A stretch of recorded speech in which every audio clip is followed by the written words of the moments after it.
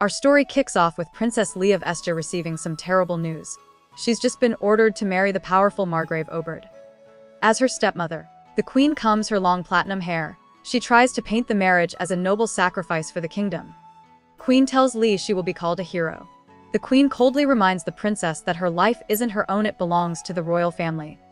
This marriage is simply a duty she must perform without question, trapping Lee in a gilded cage. Lee remembers the cruelty of her stepmother, the queen.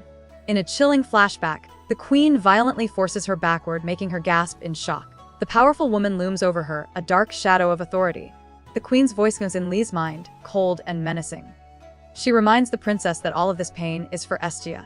This twisted patriotism is just an excuse for her abuse, leaving Lee feeling utterly broken and trapped by her family. She is nothing more than a political tool.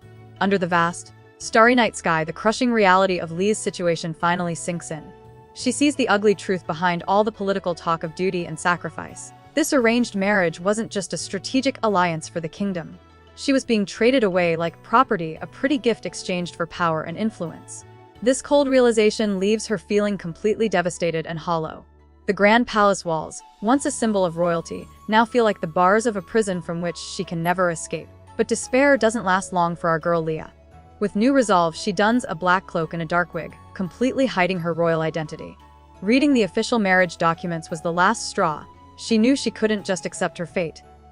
Slipping out of the palace, she finds herself in a bustling part of the city, standing before a lively building. Taking a deep breath to calm her nerves, Lee steels herself. If she's being sold off in this marriage, she is determined to make one final choice for herself. Leah is on a mission, and she won't back down. She's determined to leave an everlasting disgrace on the Estia royal family. Stepping into a loud, rowdy tavern, she's hit by a wave of noise and unfamiliar energy. The scene is a world away from the suffocating silence of the palace. For a moment, she's overwhelmed by the boisterous crowd. Pulling her dark robe tighter, she steels her resolve. This is her one and only chance to defy her family and choose her own path, no matter the cost. Scanning the tavern, Lee's eyes lock onto a lone, cloaked figure sitting in the corner. That's her target.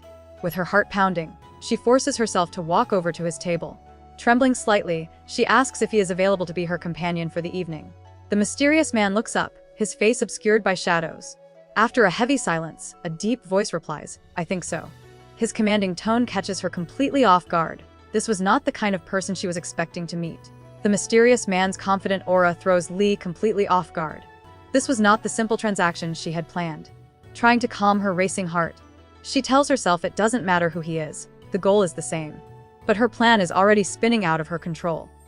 The man rises from his seat and gives a single command, "Follow me." Before she can process it, he walks away, leaving her standing alone.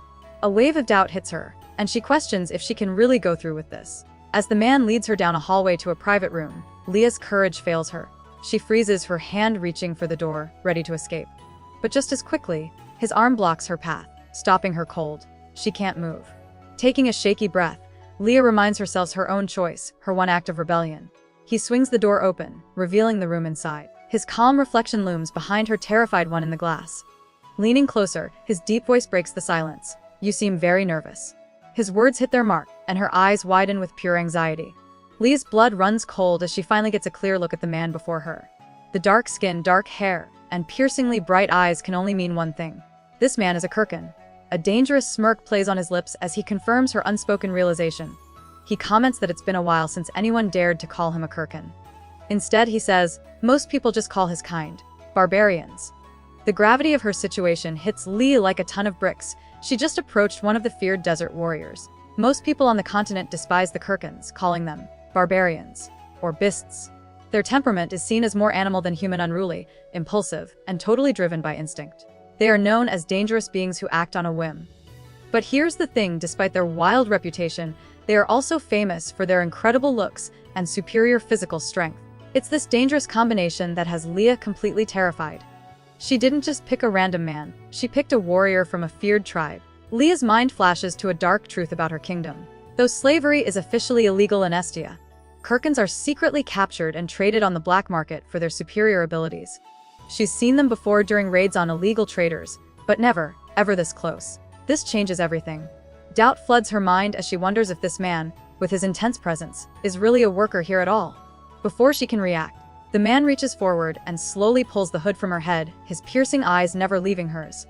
Lee tells him to wait, but it's too late. He swiftly pulls the hood from her head, and her brilliant platinum hair tumbles out, exposing her noble features. A knowing smirk spreads across his face as he looks down at her. He finds it amusing that a well-bred young lady would visit an establishment like this. With a mocking tone, he wonders aloud why she would seek out a barbarian, questioning the quality men from her own class. His grip suddenly tightens on her, and Leah flinches at his raw power. Leah frantically asks what his purpose is, but the man just scoffs at her question. He lays out the cold truth: she came here to find a partner for the evening, regardless of who it was. He tells her to stop overthinking and just follow through with her rebellious plan. His words strike a chord. Defeated, Lee admits he's right. This is just a stranger she'll never see again, her one and only chance to finally destroy the royal family's perfect luxury doll image. Lee's mind spirals into a dark place, her thoughts consumed by despair. She feels utterly trapped, a perfect doll whose only value is her pristine image for the kingdom. If she could just ruin that image, disgrace herself completely, then maybe she could finally escape this suffocating life. As grim possibilities flash through her mind, she decides it no longer matters how it's done. With this bleak resolve, a flicker of determination crosses her face. She has made her choice and will not back down. Lee tries to take charge, telling the man not to get ahead of himself.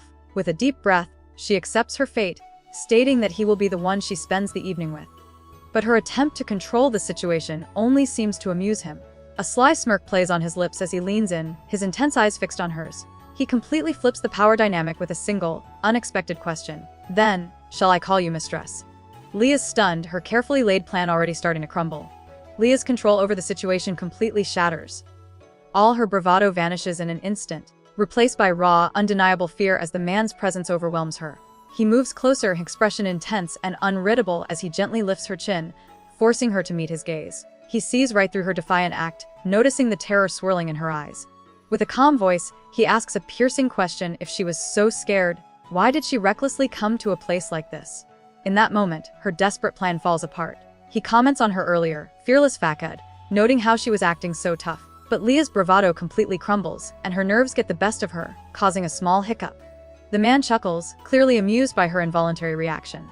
Flustered and embarrassed, Lee insists he just do what he's there to do. With a calm and confident tone, he reassures her that he will definitely do what she paid for, leaving her trapped in the chaotic situation she created. The next morning, Lee wakes with a jolt of realization. She stares blankly, her mind racing to process the consequences of her desperate, reckless plan. The mysterious Anishikan is still there. He watches her with a calm, unreadable expression as he gently adjusts the covers around her. The full weight of her decision finally crashes down on her, leaving the princess in a state of quiet, overwhelming shock. She has no idea what he's thinking or what will happen next. Lee wakes with a sharp intake of breath, her hand clenching the dark sheets. As her eyes flutter open, the horrifying reality of her situation crashes down on her. It wasn't a dream. The mysterious man is still there, resting beside her. But as her panic subsides, she notices something strange. She feels clean. A confusing thought pops into her mind: did he wash her up? Stunned by this unexpected and bizarre act of care, the princess lies frozen, completely overwhelmed by the man resting peacefully next to her. In a twisted way, Lee believes she got exactly what she wanted. Her desperate plan was a success. She thinks about how she has ruined her own reputation, becoming a worthless prize in her family's political games. With her grim objective achieved, she decides it's time to return to the palace. But as the princess tries to get up, a firm hand suddenly pulls the covers back over her. She's not going anywhere just yet. The mysterious man beside her is still awake. The man's hand fires out, grabbing her arm before she can move. With surprising strength, he pulls her back. Startled, Leah finds herself face to face with him. "Where are you going?" he asks, his voice low and intense. The princess tries to regain her composure, despite her pounding heart. Gathering her courage, she turns away and states firmly that their time together is over. She has to leave now. This arrangement was only for one night, and that night has ended. Just when Leah thinks the encounter is over, the man proposes something completely unexpected. With a surprisingly cheerful tone, he suggests they spend more time together. The princess freezes, completely thrown off by his casual demand. This was supposed to be a straightforward, one-time arrangement to secure her ruin. Flustered and confused, she asks him what he's talking about. This mysterious stranger is clearly not playing by her rules, and she has no idea what he'll do next. Lee takes a moment to study the mysterious man, and something feels wrong. All the Kirkans she's ever heard of are covered in tattoos, a sign of their warrior culture. But this man has none. Instead, his shoulders and chest are covered in a web of faint, old scars, evidence of 100 past battles. As she's lost in thought, his voice suddenly cuts in. "What are you looking at?" Startled, Leah blurts out that his lack of tattoos is unbecoming, a clumsy attempt to insult him and hide her confusion. Ignoring her clumsy insult, the man smirks and changes the subject. He proposes a little game. They'll exchange questions. If she answers his, he'll answer hers. Before Leah can even react, he hits her with a piercing question, asking why a bride's purity is considered so important in the Estia kingdom. The princess is stunned into silence. His question cuts right to the heart of her desperate plan, and she clenches her fist, completely lost for words. This stranger sees far too much. The stranger's question echoes in her mind as a dark realization washes over Leah. She feels like she's drowning, a beautiful flower floating aimlessly in dark water. In her thoughts, the answer is painfully clear. In the Estia kingdom, a bride's purity is the only thing that gives her value. It's not about love or honor, it's a cold, hard transaction. She is simply a political product to be sold to the highest bidder, and her purity is the price tag her family has placed on her head. The stranger's question forces Lee to confront a brutal truth. In her kingdom, a noble bride's purity is everything. It's directly tied to the family's reputation. Losing it is a legal reason to cancel a marriage. And that was exactly her plan. She had two reasons for this desperate rebellion. First, she refused to be handed over to a man decades older than her. Second, she wanted this to be a slap in the face to the royal family for selling her off like a high-grade trophy. The real reason for her desperate rebellion was a deep desire to escape her tormenting life. But she can't admit that to a stranger. The man's sharp gaze never leaves her as he asks another question that cuts straight through her defenses. "Didn't you want to run away?" Leo is completely taken aback. Run away. The words hang in the air, a concept so simple yet so impossible that she can only stare at him in stunned silence, clutching the fabric in her hands. The question hangs in the air, forcing Leah to consider the impossible. Her royal family is completely corrupt, and she knows the whole kingdom would crumble if she were gone. The thought of escape flickers in her mind. If she were lucky and had help, maybe she could run away. But she quickly shoves the idea aside.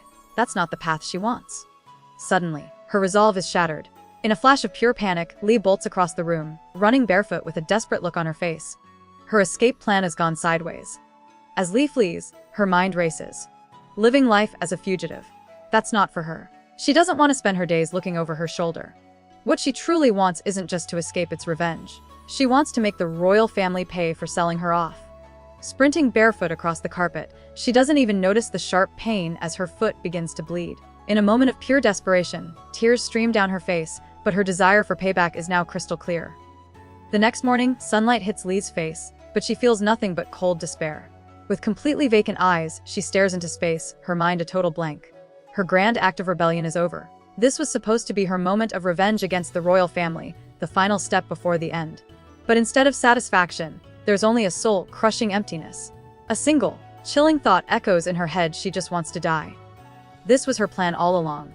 The mysterious man promises Leah that next time they meet, he'll tell her all about his people, the Kirkans without tattoos. He teases that it will be quite fun. But then his voice turns dead serious. He gives her one critical command. Until that day comes, she must hold on to her life. He has seen straight through her despair and her plan to end everything. Stunned into silence, Lee processes his words. This stranger isn't just anyone. He understands her pain and is demanding that she survive. The man casually asks what they should have to eat, as if it's the most normal question in the world. Leah jolts, completely floored by his calm demeanor. His casual attitude is the last thing she expected after he just demanded she fight to stay alive. While she's having a full-blown internal crisis, he gets up and returns with a tray of food. He seems completely at ease, leaving Lee stunned and speechless. She just stares, unable to process how he can act so nonchalant. Still wrapped in a large cloak, Leah shrinks back as a tiny hermit crab suddenly appears on her shoulder, making her jump. Ishakan, sitting beside her with the tray of food, doesn't even flinch. He just glances over and casually tells her to use the cloak, since it's cold outside. While Lee is having a quiet freakout over the whole situation, he just sits there patiently. On the tray is a steaming bowl of rich soup and fresh bread, a stark contrast to the emotional chaos brewing inside her. Lee looks away, her face flushed as she insists she doesn't need to eat. But Ishakan isn't having it. He calmly asks why she has no appetite. Before she can answer, he takes her hand and gently places a spoon into her palm. With a serious expression, he tells her that she has to eat, she's far too thin. The simple, direct concern is overwhelming. Stunned, Leah finally lifts the spoon to her lips. If she wants to live like he demanded, then all she has to do is eat. Right? As Lee eats, she suddenly freezes, feeling his intense gaze on her. Completely flustered, she tells him not to stare at her like that. Ishikan just smirks, clearly enjoying her reaction. He leans forward and teases that if she never wants to leave this spot, she should just keep doing what she's doing. Before Leah can even process his words, he playfully flexes his chest muscles. The sudden move sends her into a quiet panic. She covers her mouth, completely mortified, while Ishikan just throws his head back and laughs. After finishing the meal, Lee looks over at Ishikan, still trying to put up a front. She asks if he's okay with just that. He simply replies that he ate more than he normally does. Taking this as her cue to leave, Leah says she had fun and places a gold coin in his outstretched hand, treating the entire encounter as a simple transaction. But before she can even pull her hand back, Ishikan's fingers snap shut around her wrist. Startled, Lee cries out as his grip tightens, completely shocked by his sudden move. With his hand locked around her wrist, Ishikan glances down at the gold coin. He smirks, coolly observing that she's quite generous with her fee. Leah flinches, her eyes widening in pure shock as her plan crumbles before her. This isn't how it was supposed to go. Looking up with an intense gaze, Ishikan's smirk widens into a predatory grin. He promises her they will absolutely meet again, mockingly calling her mistress. The power has completely shifted and Lee is left utterly speechless and terrified. Lee finally yanks her arm free and bolts, the door creaking shut as she escapes into the night. As she hurries down the empty street, his final, mocking words haunt her. Meet again? Not a chance in hell. This was supposed to be a single act to ruin her reputation, not the beginning of some twisted connection. She grits her teeth, her carefully laid plan now a complete disaster. Determined, she vows that this encounter is over. She will make absolutely sure they never see each other again. Morning light streams into a lavish palace chamber as Leah finally returns. Utterly drained from the night's events, she stumbles forward and collapses on a chaise lounge, the fabric rustling beneath her. She whispers to herself how completely exhausted she is, the emotional toll finally hitting her. But just as she closes her eyes, the man's voice echoes in her thoughts, a haunting promise. He told her he would explain about the Kirkans without tattoos the next time they met, reinforcing the chilling reality that he fully intends to see her again. Leah sits up, knowing sleep won't come easily. Her mind is a chaotic storm, replaying every disastrous moment of her failed plan. With a heavy sigh, she runs a hand through her platinum hair, her expression grim and wary. The night was a complete failure, and now she has to face the consequences of her reckless actions. She knows that tomorrow will be even busier, pulling her deeper into the suffocating royal duties she so desperately tried to escape. There's simply no rest for the princess. As Leah rests on the chaise lounge, her chaotic thoughts begin to settle. She reflects on her night with the stranger, and a startling realization hits her. How long has it been since she felt so comfortable with another person? In that chaotic encounter, she felt a shocking sense of liberation. For a fleeting moment, she wasn't a princess. She could get angry, be honest, and act on raw instinct without consequence. It was a dangerous taste of freedom she had never known, and it left her completely shaken. Lee sinks into a restless sleep, dreaming of an escape free from all her worries and pain. But a sudden, sharp cough jolts her back to the cold reality of her chamber. The brief moment of peace is shattered. Sitting up, she tries to push the memory of the stranger away. She tells herself it doesn't matter, and that she'll never see him again. It's a desperate attempt to regain control, to convince herself that the chaotic night and the freedom she felt were just a meaningless fluke. But she sounds anything but convinced. But try as she might, Leah can't get the mysterious man out of her head. Lying there, she's hit with a sudden, nagging regret. She should have asked for his name. The thought circles endlessly in her mind, a stubborn reminder of the freedom she tasted for the first time. She can't shake the feeling that their chaotic meeting was important. As golden sunlight streams into her room, a new day officially begins. A servant quietly pours a cup of hot tea, pulling Lee back to the harsh reality of her duties.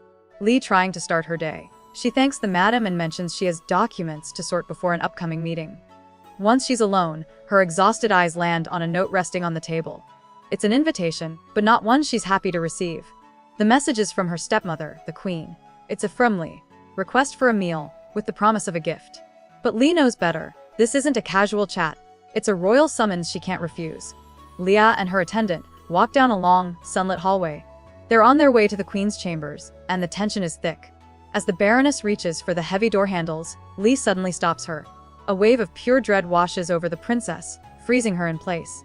She stares at the entrance, knowing this isn't just a meal, it's a confrontation she desperately wants to avoid.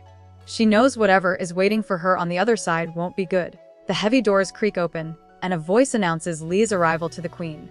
Stepping inside, the princess is immediately swallowed by the massive, opulent chamber. She looks small and alone as she stands on the polished marble floor. Across the vast room, her stepmother sits with an unreadable expression, watching her every move. Before Leah can steady her nerves, the doors slam shut behind her with a decisive thud. Trapped and with nowhere to run, she knows the confrontation she dreaded is finally here. Leah's voice is barely a whisper as she addresses her stepmother. The queen sits across the room, poised and perfectly calm, her hands resting in her lap. A faint, almost smug smile plays on her lips as she looks down on the princess with cold, calculating eyes. Her expression is unreadable, but the chill in the air is unmistakable. Breaking the heavy silence, the queen finally speaks, her voice smooth and measured. "I was waiting for you," she says, confirming all of Lee's worst fears. The confrontation is about to begin. A flashback reveals the harsh reality of Lee's childhood. As a young princess, she was forced through grueling deportment lessons, balancing heavy books on her head while walking. Stern tutors watched her every move, constantly criticizing her. "Keep your head still," one would command, while another insisted she must not look shallow. The verbal attacks were relentless, with instructors screaming at her to fix her posture and act more dignified. This brutal training was designed to break her spirit and mold her into a perfect, obedient pawn for the royal family. The verbal abuse continues as another instructor screams at the young princess, questioning her very title. "Are you not the Princess of Estia?" Lee's arms tremble, struggling to hold heavy books outstretched. The weight is too much for her small frame. Suddenly, she loses her footing and stumbles forward with a gasp. Her legs give out, and the heavy books crash to the polished floor with a loud, unforgiving thud. This relentless pressure was a daily reality, designed to break her down completely. The flashback continues with young Leah collapsed on the floor, utterly drained from the cruel training. A voice frantically calls out, trying to wake the unconscious princess, referring to her formally as Saradina. The memory then snaps back to the present day. The queen looks down at Leah, who is still reeling from the traumatic recollection. A faint, chilling smile appears on the queen's face as she speaks her stepdaughter's name. It's now clear she was the mastermind behind all of Lee's childhood suffering. The queen's cruel voice echoes in Lee's memory, a command from her childhood, "Call me mother." The traumatic recollection makes her flinch. Snapping back to the present, the queen notices Leah's distress but casually dismisses it. "Oh, about this," she says, gesturing towards a large table. The surface is completely covered in a mountain of treasure. Gleaming gold bars, overflowing chests of jewels, and sacks of coins are piled high. It's an immense fortune, and it's all payment for the princess's upcoming marriage. Queen gushes over the mountain of treasure, announcing it's all from Margrave Oberd. Lee is floored, thinking how unbelievably valuable everything looks. The queen smugly explains that she initially refused the gifts, so Oberd played a slick move by sending them directly to her palace instead. She then coldly orders Lee to come closer. In a chilling power play, the queen grabs an ornate necklace from the pile and fastens it around Leah's neck. The princess is basically being branded, officially trapped in this political nightmare. Later, Lee and the queen eat in a tense, silent room. The queen finally speaks, saying it's a shame her precious son, Crown Prince Blaine, couldn't join them. She muses that he enjoys hunting a little too much, even reminding Lee that Blaine promised to catch a fox just for her. But the comment is just a setup for her final jab. As wine fills her glass, the queen is that Blaine is the only one who truly takes good care of her, a clear dig at the princess. Leah's thoughts drift to a different voice. Ishikan's telling her she's too thin. Back at the tense dinner table, she sits in silence, his words echoing in her mind. For a moment, the queen's toxic remarks fade away. Lee looks down at the untouched lobster on her plate. For the first time in a long while, she considers the simple act of eating a little more, just for her own sake. Just as Lee works up the courage to take a bite, the queen suddenly screams her name. Startled, Lee flinches and her fork clatters to the ground. She just wanted a taste of food. She insists she was just curious about how the lobster tasted. With a chilling smile, Queen reminds Leah that her wedding is near, warning her to control her eating. Utterly defeated and trapped, Leah stares at her empty and quietly agrees. Meanwhile, in a sunlit, opulent room, Lee enjoys a quiet cup of tea, the picture of aristocratic calm. But her peaceful afternoon is shattered by some shocking news. A report comes in about a new government policy. Tax reform. It's clear this new policy is a direct threat to the noble's wealth and power, and she is absolutely furious about it. The kingdom's elite is being challenged. In the Estia Kingdom, a nation in the southwest renowned for its culture and arts, the royal family's crest gleams with gold and crimson, a proud symbol of their noble lineage and power. On the surface, Estia appears to be a thriving, beautiful kingdom, a picture of prosperity and elegance. But this glittering facade hides a dark truth. Beneath the splendor lies a deep rot of corruption and cruelty, creating a gilded cage for those trapped within its highest circles. The kingdom of Estia owes its breathtaking beauty to generations of patriotic artists who dedicated their talents to the royal family. They created a magnificent facade, a glittering kingdom admired by all. But this beautiful exterior hides a dark secret. The royal family itself is deeply corrupt, and their authority has crumbled to dust, leaving nothing but a skeleton on a throne. The true power lies with one man, Margrave Oberd. He commands Estia's military and controls its finances, squeezing the kingdom's resources in his iron grip. To strengthen his position, the royal family handed their princess over to Margrave Oberd without hesitation. She was nothing more than a political tool to them. While the nobles are still reeling from the sudden tax reform, their selfish games have sealed the princess's fate. Dressed in finery but stripped of all hope, she is a silent, tragic figure. She is trapped in a gilded cage, sold off by her own family for power, with only tears to express her utter despair over her future. Word of the princess's marriage sends a shockwave through the royal court. The nobles are in a total panic, with one looking like he's about to faint. But Princess Leia has already accepted her grim reality. She tells herself this sacrifice is for the good of the people, even if it means her cruel brother Blaine will gain more power. A smirking Count Bartlein knows the truth. The nobles, especially the powerful Margrave Oberd, will not be quiet. A political storm is brewing, and the queen's barely contained fury confirms it. Princess Leia is in a meeting, discussing state business with her advisors. An official questions her plan, but Leia holds her ground, insisting they must properly verify the need for tax reduction in Margrave Oberd's territory before making any rash decisions. The official quickly agrees to follow her orders. Later, while writing at her desk, her thoughts drift to her grim future. She knows a visit to the Margrave's residence is unavoidable. Suddenly, the door crashes open. A frantic lady rushes in, screaming for the princess. Something has gone terribly wrong. The frantic woman is Baroness Sanail. Princess Leia, still seated, calmly asks her what the problem is. Trembling, she stammers that they've received a letter from Kirkan. The letter is read aloud. The Kirkans are extending an offer.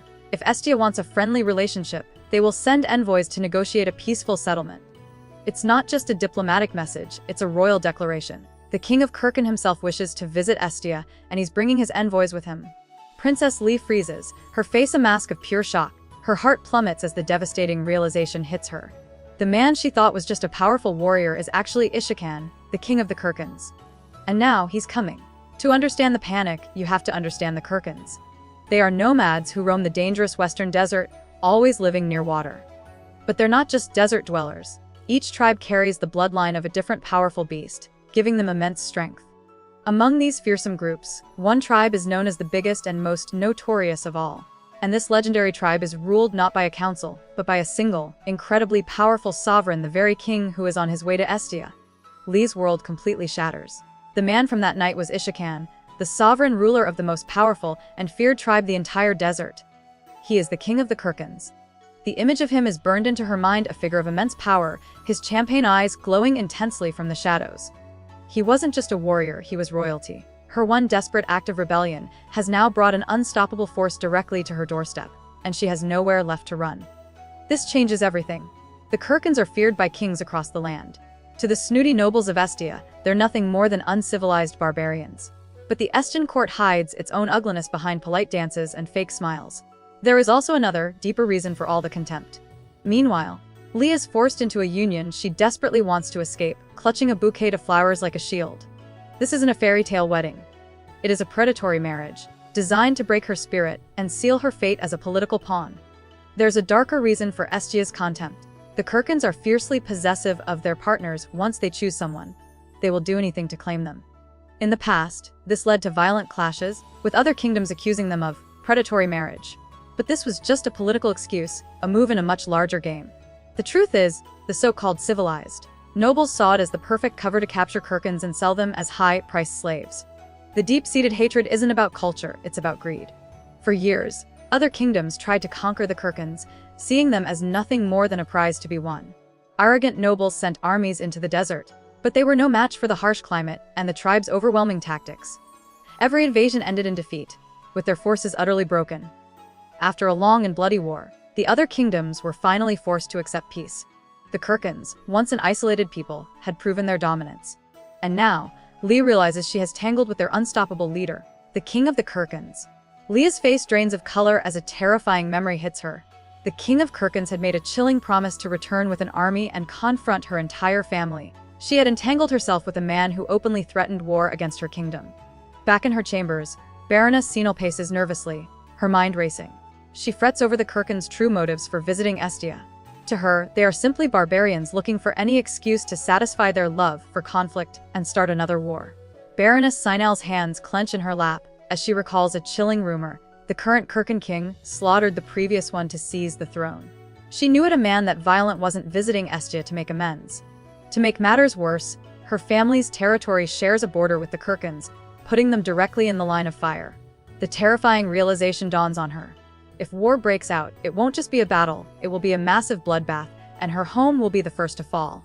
Leah shuffles papers on her desk, her mind racing to find a solution. She knows they need a plan immediately to counter the Kirkin threat. As she thinks, an image of their king, Ishikan, flashes in her mind. Lee warns herself not to be deceived by his famously handsome face or his piercing golden eyes. She is convinced that his good looks are just a mask for his true intentions. They may not know what he's plotting, but she's positive it is something dangerous. Inside the palace, Lee struggles to understand the Kirkin king's motives. She can't figure out why a powerful king was visiting the capital's entertainment districts. It just didn't add up. Letting out a tired sigh, Lee turns to her advisors. She demands to know what the crown prince decided to do about the situation. One of her ladies reports the grim news: Estia has no choice. They must accept the Kirkin king's demands, whatever they may be. The court is completely cornered. Lee presses a hand to her temple, the situation finally clicking into place. She knows the greedy noble families won't let this opportunity slip by. Especially not the Oberd family, who are infamous for their illegal dealings involving the Kirkins. The villainous Margrave Oberd smirks in the darkness. Referring to the Kirkins as savages, he scoffs that dealing with them is just like taming a wild beast. His smile widens into a disgusting grin, flashing a golden tooth as he declares they are nothing but scum. Inside the palace, Leah reflects on the formidable Kirkin king. A part of her is relieved that Ishikan is not like the scheming men she's used to dealing with. Her expression is grim as she contemplates this new, unpredictable enemy. Later that night, Ishikan stands watch outside the palace walls. Suddenly, his head whips to the senses on high alert. He's heard something. Without a moment's hesitation, he takes off, a blur of motion darting through the dark trees of the palace grounds. Something happening, and he's not about to miss it. Ishikan soars through the night, landing silently near the princess's window. Peering inside, his expression hardens at the sight before him. Princess Leah is lying down, her face flushed and her expression pained. He immediately sees how much she's changed, looking thinner and more exhausted than when they first met. It's obvious she has been suffering greatly. 1:32 a.m. 9/11/2025. As Ishikan stands grimly outside, one of his warriors, Haban, suddenly appears at his side. He's here with an urgent report. Back in their quarters, Haban confirms that he followed the king's orders exactly. A letter was sent, a reply was received, and everything is now in place. With all the preparations finally complete, Haban looks to his king, waiting for the signal to launch their plan. He asks what their next move is, as the palace remains completely unaware of the chaos that is about to unfold. Ishikan stands outside, his mind racing as he watches the princess. He thinks back to the night they first met, an encounter that was completely unexpected. He wasn't looking for royalty. He was only trying to confirm a distant memory from his past. He recalls her perhaps lost and overwhelmed. Just by looking at her, he could tell. The memory strengthens his resolve for what he is about to do. He admits to himself that trying to forget Leah was impossible. His original plan was simple: use an old debt as an excuse to approach her and make it seem like a favor. But that strategy went out the window the second he got the news. The moment he heard the princess was secretly looking for a companion, his entire approach changed. He understood her desperation. For a royal under constant scrutiny, taking such a huge risk to find a single moment of freedom made perfect sense to him. Ishikan continues to reflect on their first encounter, realizing it wasn't just her desperation that was surprising. What truly stunned him was how far she was willing to go. For a princess to abandon her identity and pretend she was a common woman looking for a stranger was almost unbelievable. For a princess to take such a foolish and desperate risk was almost unbelievable. With a new understanding of the princess's situation, Ishikan stands alone in the cool night air. He suddenly clenches the dark fabric of his cloak. He has made his decision. With a clear plan forming in his mind, he decides it's time to go see her again. This time, however, it will be on his terms. He wonders aloud, shall we pay the princess a visit? Her story shifts back to Princess Leah, who is being dressed by her ladies. One pulls the laces of her corset painfully tight, a daily reminder of her constricted life. With a resigned look, Leah endures as they fasten an ornate necklace and adjust her formal gown. It's clear she's being prepared for another royal duty she wants no part in. "We'll be going to finish the preparation, princess," a maid announces. Leah lets out a weary sigh as her maids finish adjusting her gown. Her Baroness Sinal explains that the entire palace is in an uproar. Everyone is scrambling to prepare a grand banquet to welcome the Kirkans, and it's been pure chaos. The pressure is mounting, especially since far more nobles than expected have RSVP'd. Trapped in the middle of the frenzy, Leah stands like a perfectly decorated doll, waiting for the exhausting night to begin. The weight of her duty feels heavier than ever. Baroness Sinal realizes why so many nobles are coming. It's not for the food, they're here for the drama! Everyone wants a front row seat to the inevitable showdown between Margrave Ogred and the King of the Kirkans. Leah clenches her fist, understanding the cold political math.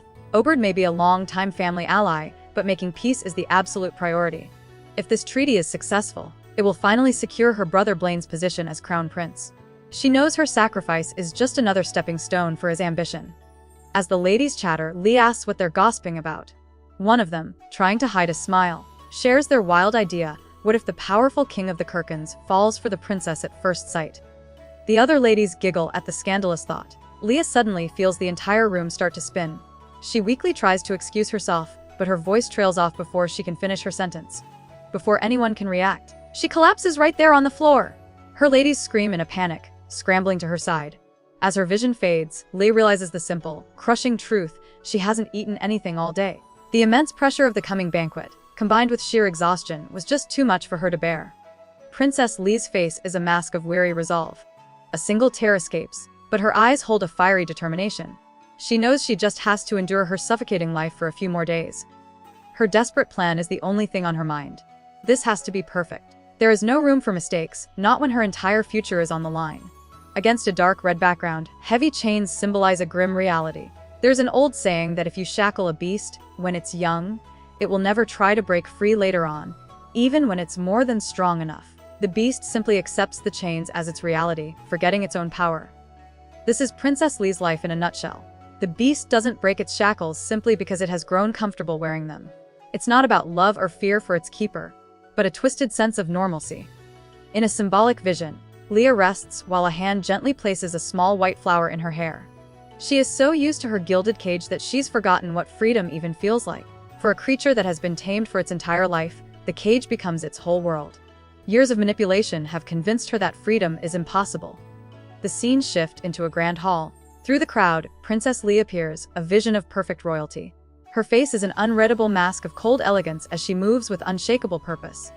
Crown Prince Blaine watches his sister with hawk-like intensity. Leah approaches the throne and sinks into a flawless curtsy before the king and queen. The king's voice booms with a formal blessing, wishing the light of Estia upon her. Leah rises with practiced grace. A sudden, booming fanfare of trumpets blasts through the hall, silencing the entire crowd. The unexpected sound makes Leah flinch, her perfect cracking for just a moment.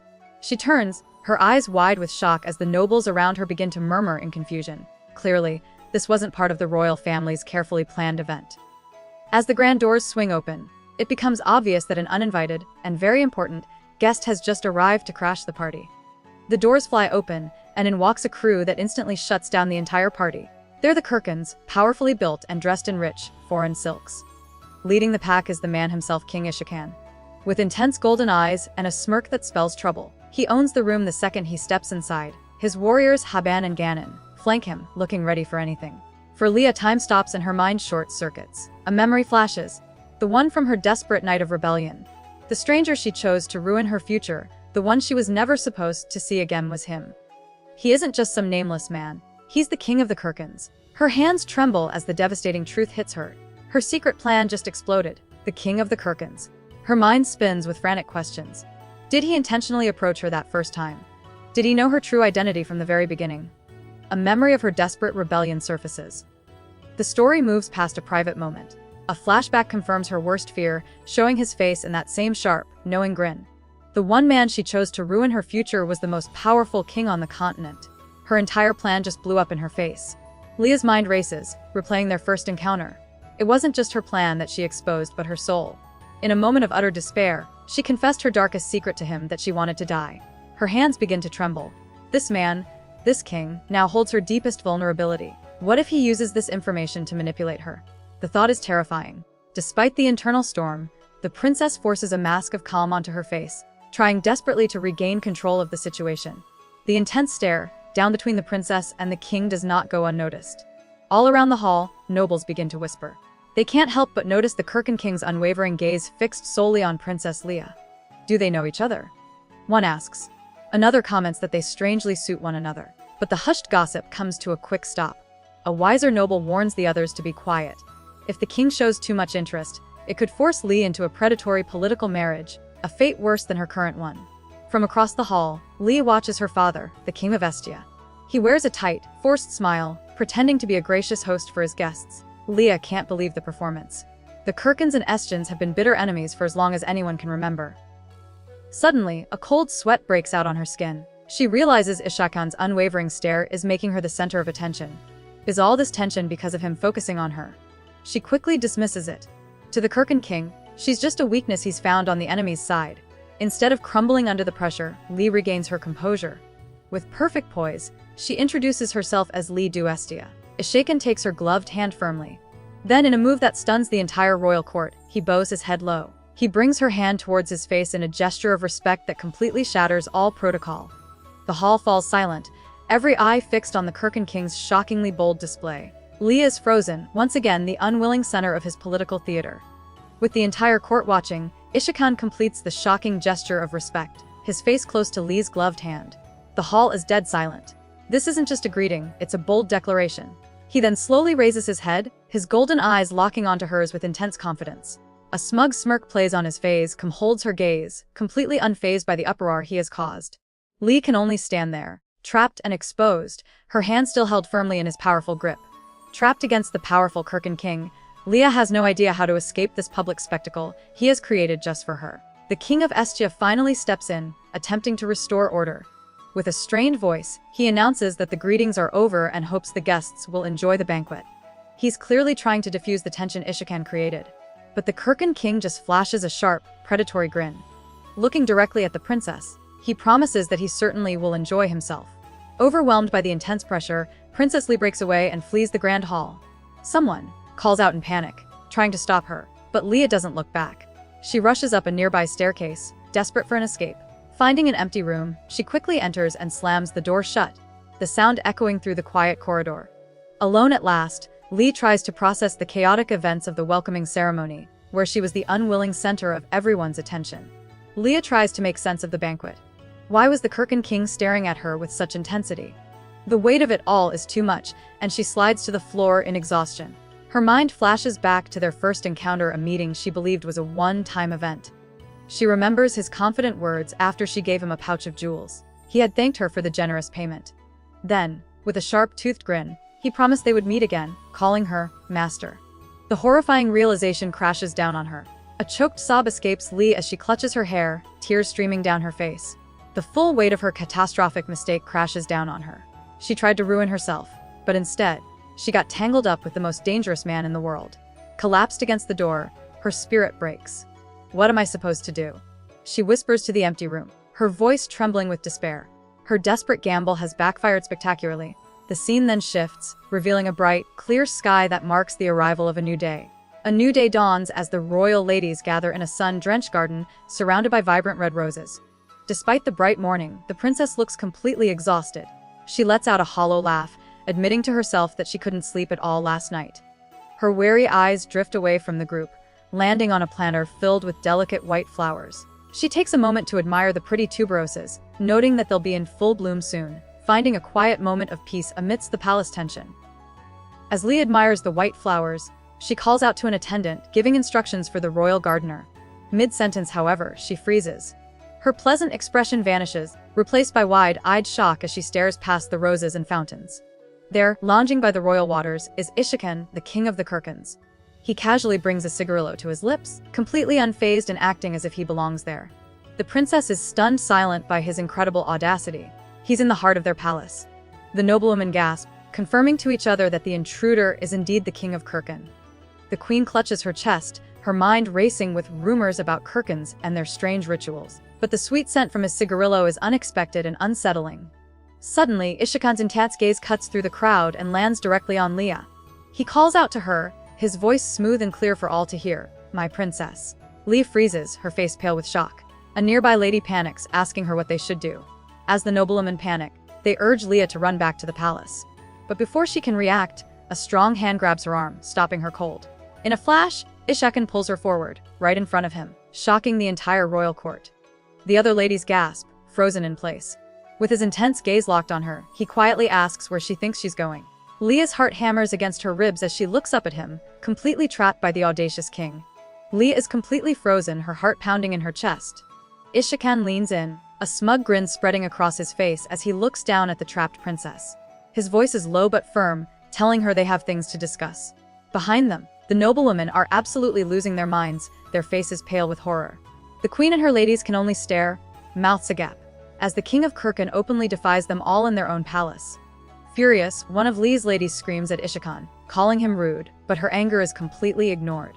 The king doesn't even flinch, his powerful arm easily keeping the princess right where he wants her. Lee is so terrified she shuts her eyes tight, a cold sweat breaking out on her face.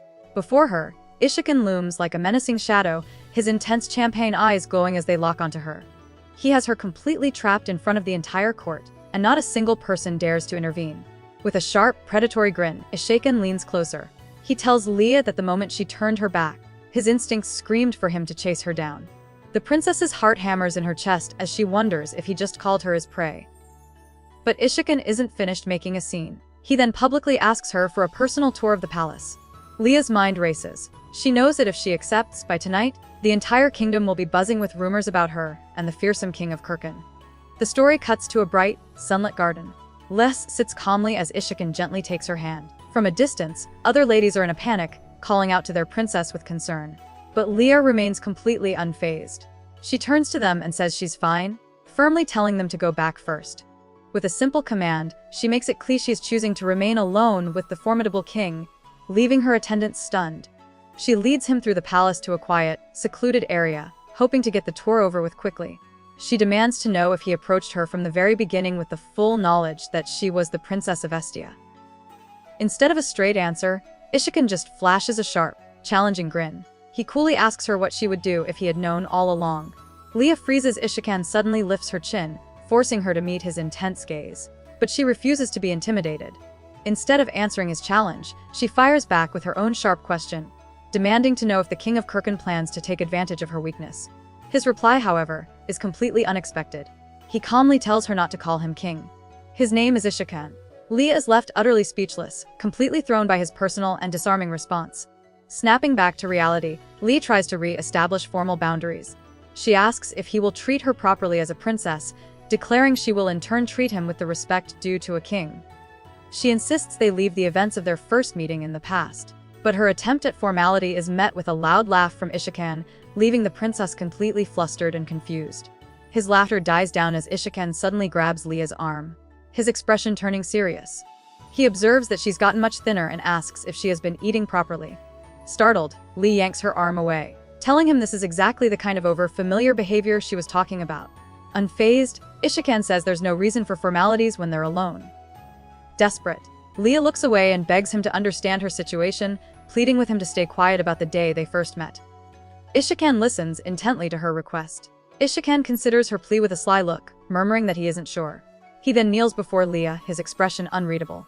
Suddenly, he makes a bold, unexpected move, causing the princess to gasp in shock. Totally caught off guard by his forwardness, she stammers, asking if he doesn't have something else to do for her. Her eyes are wide with disbelief at his blatant disregard for the boundaries she just tried so desperately to set. He has once again left her completely flustered.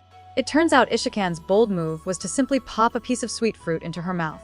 The taste is incredible, and Lee is stunned, realizing how long it's been since she's eaten something so delicious. Ishikan watches, amused by her genuine reaction. He then points out that she needs to spit out the seeds. He reaches toward her face, and his complete lack of formality leaves the princess trembling and speechless. Once again, the Kirkan king has left her totally flustered. As Ishikan brings his hand to her face to remove the fruit seed, Leah's face turns bright red. He just smirks, identifying the treat as a dried date palm fruit and asking if it was good. The princess is stunned, realizing she was so incredibly hungry that she ate the whole thing without a second thought. Before she can process his forwardness, Ishikan suddenly grabs her arm and pulls her along.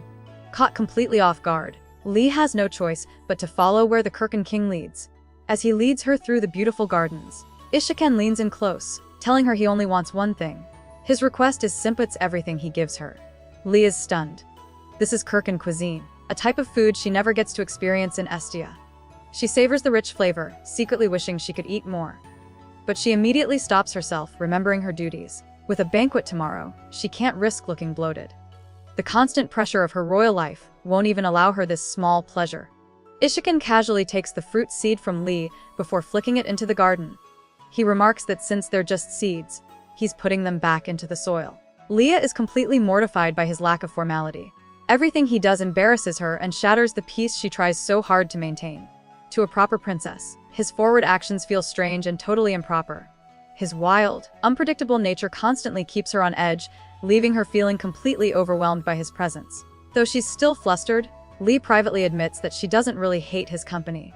Ishikan then pulls out a small, ornate box and offers it to her. He explains that Kurkens believe sweets can drive away evil spirits, but he adds that they also just happen to like them.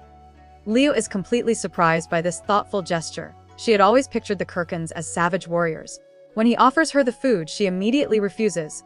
Ishikan asks why, and Lee turns away, coldly revealing that she is skipping meals. Ishikan completely ignores her refusal, seeing right through her excuse. He gently touches her face, telling her he doesn't believe she's skipping meals for her own sake. He has her totally figured out. Flustered, Lee turns away and demands he promise not to treat her improperly in the palace. She also tells him to forget about their first meeting at that particular establishment. But Ishikan just smirks, playing dumb. He claims that as a simple barbarian, she'll have to be more specific, completely putting her on the spot. Leah tries to list his improper actions, like grabbing her arms so suddenly. His forward behavior completely rattles her, but Ishikan just laughs it off. He mockingly asks if she's secretly asking for more of his attention. He then suddenly steps closer, leaning in to whisper a question. He asks if he should feed her again, teasingly reminding her that she seemed to like the sweets he offered before. Leo is left completely speechless by his bold and playful comeback, totally cornered by his words. The story flashes back to the past, revealing that Lee's relationship with her brother, Blaine, wasn't always so cold. As a young girl, she was incredibly lonely living in the vast, empty palace. She remembers feeling genuinely happy when Blaine, a boy her own age, first became a new member of her family. We see a younger Lee excitedly running through the gilded halls, calling out his name. Back then, she didn't see him as a threat, but as a potential friend to cure her isolation. The flashback continues, with a young Blaine hiding under a large desk. She recalls, hoping that she and Blaine could truly become a family when they were children. Her quiet hiding spot is discovered when Lee finds him. She asks why he skipped class, mentioning that their mother was worried. Blaine then confides in her, admitting that he hates studying and thinks hunting is much more fun. For a brief moment, it seems the two lonely kids have found some common ground. As their conversation continues, Lee admits she also hates studying and questions if anyone in the world actually enjoys it. But then she shows a surprising bit of maturity for his age. She explains that even if it's boring, becoming smarter and learning more allows him to do more things in the long run. Caught off guard by his serious answer, Leah tries to lighten the mood. She asks him if he has things he wants, like a new toy or a special snack from a faraway land. Blaine thinks about her quest moment before quietly admitting that yes, there is something he wants. In response, Leah cuts a piece of dessert and gives him some heartfelt advice. She tells him not to give up and to work hard so he can achieve his goals.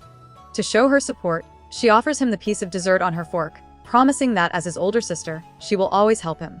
A small, genuine smile finally appears on Blaine's face as he accepts her kind gesture. Blaine's soft expression suddenly hardens. He grips Lee's hand tightly, making it clear this is more than just a sweet moment between siblings. He tells her not to forget her promise to help him. As he takes the piece of dessert, the memory fades away. The flashback continues, revealing a much darker memory. A younger Blaine violin grabs arm, twisting it until she cries out in pain. He snarls at her, telling her not to interrupt him and accusing her of embarrassing him in front of his teacher. As Lee tries to explain that she was only trying to help, Blaine cuts her off with a furious scream. He shouts for her to shut up, telling her that if she truly wants to help him, she needs to listen to what he has to say. The flashback continues as Blaine coldly orders Lee to stay quiet. A bead of sweat rolls down her neck as she looks down, completely defeated by his rage. Trembling, she quietly agrees to his demand. She promises him that she understands and won't say another word. The painful memory fades, leaving Lee back in the present. She turns and walks away down the long, golden hall, all alone. The weight of her brother's cruelty and her forced silence follows her with every step she takes. In the present, Crown Prince Blaine stands in the palace, a cold and distant look on his face. A voice interrupts his thoughts.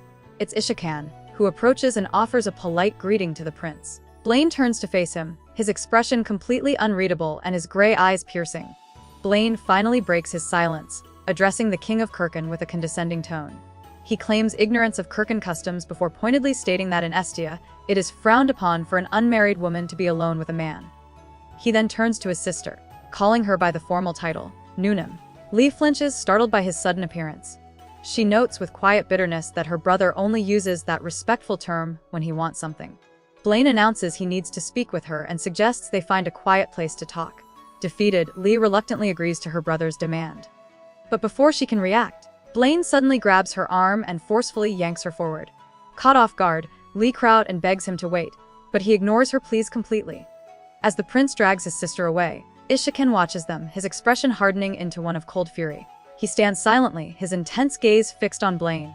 Every muscle in his body tense with anger at the blatant disrespect and cruelty shown to the princess. Ishikan freezes, a single thought racing through his mind should he intervene. As her brother yanks her arm, Lee feels a surge of panic. She desperately wants to scream for help, to stop being dragged away like a doll. But doubt creeps in. Can she really trust the King of the Kirkens? Is he a savior or just another enemy? Before she can decide, Blaine gives another harsh pull, causing her to stumble forward.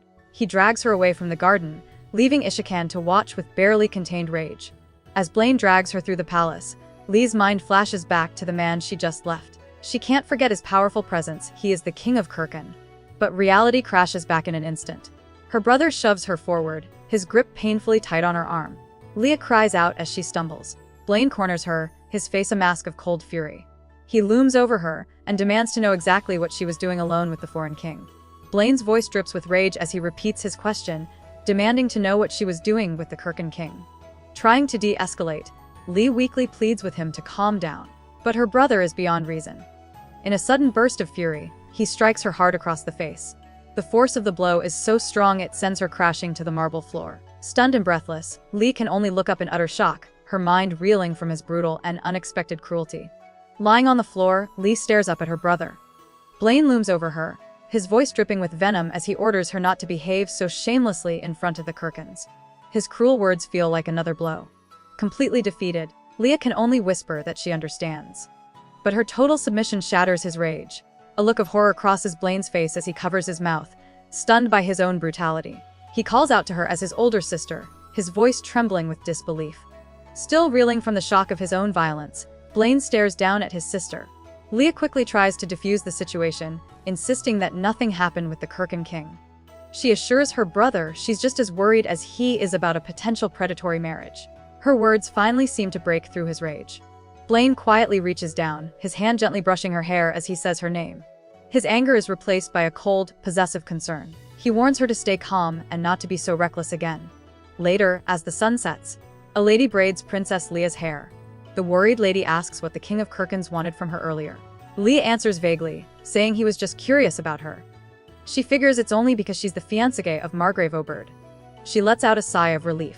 She confesses that everyone was frantic when Lee and the king disappeared in the garden. She adds that Ishikan seems like a fierce and scary man.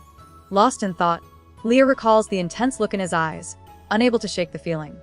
Back in her chambers, Lee tells her attendant to cancel her entire schedule for the rest of the day. The attendant looks worried, but Lee brushes off her concern, claiming she's just tired from the day's events. She sends her away, telling her to get some rest and that they can talk tomorrow. Reluctantly, the Baroness leaves for the night. The moment the door clicks shut, Lee's wary facade crumbles. Her eyes snap open, filled with a sharp, calculating glint as she reflects on everything that just happened. Alone in her chambers, Leah realizes Blaine probably didn't tell the queen about their confrontation. She knows her cruel stepmother would never let something like that slide so easily. A sudden headache pierces through her thoughts, and she realizes it's getting worse because she hasn't eaten. Exhausted, she slumps into a chair, staring blankly at the roaring fireplace. The ornate room feels like a cage as the crushing weight of her reality settles in. Overwhelmed by despair, a single, devastating thought consumes her: she wants to die. Lee learns the King of Kirkins has finally gone back to his people. She feels a wave of relief, thinking she barely survived their last encounter. Just as she settles down, a loud thud from her balcony shatters the silence. Startled, she fires up from her chair, her heart pounding. Wondering what the sound was, she creeps toward the window. Peeking outside, she sees a strange sight: small stones scattered on her balcony. Confused, she realizes is trying to get her attention from below. Lee cautiously opens the balcony doors, wondering what the noise was. Her eyes widen in absolute shock. A man stands there, his back to her. When he turns, she recognizes him instantly: Ishikan, the King of Kirkins. With a sly grin, he greets her simply, calling her princess. Stunned, speechless, Lee demands to know what he's doing there. Ishikan just smirks, commenting that she looks pretty. Overwhelmed by his sudden appearance, she stumbles backward, completely losing her composure. She thought he was gone. As Lee stumbles backward, Ishikan lunges forward in a flash, steadying her before she can fall. He leans in close, explaining he came because curious about something. Then he asks a piercing question: why didn't she ask him for help? Completely stunned, Lee just stares up at him, repeating his words in confusion. A deep sense of hopelessness washes over her as she thinks to herself. Even if she had asked for his help, she doubts that anything in her miserable life would have truly changed. Leah's thoughts spiral into a dark place. She had already resigned herself to her fate, so what could he possibly do? Could this man truly end her life of suffering? Her hand clenches into a tight fist. Looking down, completely defeated, she admits she doesn't have an answer for him. A confident smirk spreads across Ishikan's face. He tells her that Kirkins are simple people. He then gently takes her hand, his expression firm and unwavering, as if he already has a plan in motion. Ishikan explains that his people are direct: they say what they hate and show what they like. Still overwhelmed, Leah weakly tells him to leave immediately. A confident smirk spreads across Ishikan's face as he agrees. But instead of leaving, he suddenly scoops her up into his arms. He coolly informs her that she's coming with him. Completely shocked by his audacity, Lee screams for him to put her down. But her protests are ignored as he holds her securely. Leah frantically tells Ishikan to let her go, but he simply replies that he doesn't want to. Without warning, he steps onto the balcony railing, preparing to jump. Realizing his insane plan, Leah screams for him to wait, her voice filled with pure panic. But it's too late. As a book slips from her grasp and clatters to the floor, Ishikan leaps from the towering height. He holds the shocked princess securely in his arms as they plummet through the night sky, away from the suffocating palace walls. Ishikan lands safely in the palace gardens, still holding the princess. Lee trembles, her mind reeling from the fall. She initially believed he was capturing her, another pawn in a dangerous game. But as she takes in the open air, a completely unexpected emotion surfaces. A tiny, unfamiliar spark of happiness ignites within her. It's the first taste of freedom she's had in years. Stunned by her own feelings, Lee looks up at Ishikan with wide, confused eyes as he watches her reaction. Ishikan gently touches Lee's silver hair, noting it marks her as royalty. Before she can react, he wraps his large cloak around her, hiding her from view. He explains this will prevent rumors and protect her if they are seen together. With a sly look, he claims he's just a simple tribesman who wants a local to show him around the empire. Ishikan adjusts Lee's hood, noting her escape was a bold move that could have ended badly. Playing it cool, Lee insists she's snuck out before. But Ishikan simply smirks, reminding her of the banquet she must attend tomorrow morning.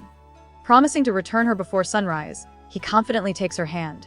With a daring grin, he declares that until then, she's gonna have some fun with him. Leah is stunned silent, completely caught off guard by his audacious plan for their night out in the city. As Ishikan leads her into the city, Leah is completely overwhelmed. The vibrant night market is a sensory explosion of light, music, and energy. She has never seen anything like it in her life. People are everywhere, laughing and enjoying the lively atmosphere as food sizzles on grills. For a princess locked away in a gilded cage, this is an entirely new world. She wonders in amazement if this is how ordinary people live every single day. Lost in the moment, she feels a gentle tap on her shoulder. Leah turns to find Ishikan holding out a sizzling skewer of grilled meat. Her eyes widen in amazement, completely captivated by the simple street food. The princess has never seen anything like it. Ishikan tells her to go ahead and eat. Looking flustered, she timidly agrees. A sly smirk appears on his face as he watches her reaction. He casually comments that he's surprised she would take anything else he offered her. The remark catches her off guard, but the amazing smell of the food is too much to resist. Leah stares at the skewer, her mind racing. The queen has a dress waiting for her, and Leah has been starving herself just to fit into it. A chilling memory of the queen's cruel smile reinforces her fear she can't risk gaining any weight. After all her effort, she shouldn't eat. But just as she resolves to refuse the food, Her stomach lets out an embarrassingly loud grumble. Her face flushes crimson as the sound betrays her hunger in front of the Kirkin king, telling herself it will be just one bite. Lee finally gives in to her hunger. The moment the savory, sweet flavor hits her, her eyes sparkle with delight. It's the most delicious thing she has ever tasted. Watching her reaction, Ishikan casually asks if the Estian royal family is broke, noting that one palace painting could buy plenty of food. His words jolt her back to reality. Lee looks down at the now empty skewer in her hand, her face twisting in pure horror. She ate the entire thing without even noticing. Ishikan lets out a huge laugh at Lee's horrified expression. Still in a panic, she explains that she has a dress to wear tomorrow.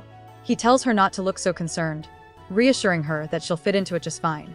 With a sly smile, he points out that she only ate one meat skewer, and it won't make any difference. His calm confidence only makes her more flustered.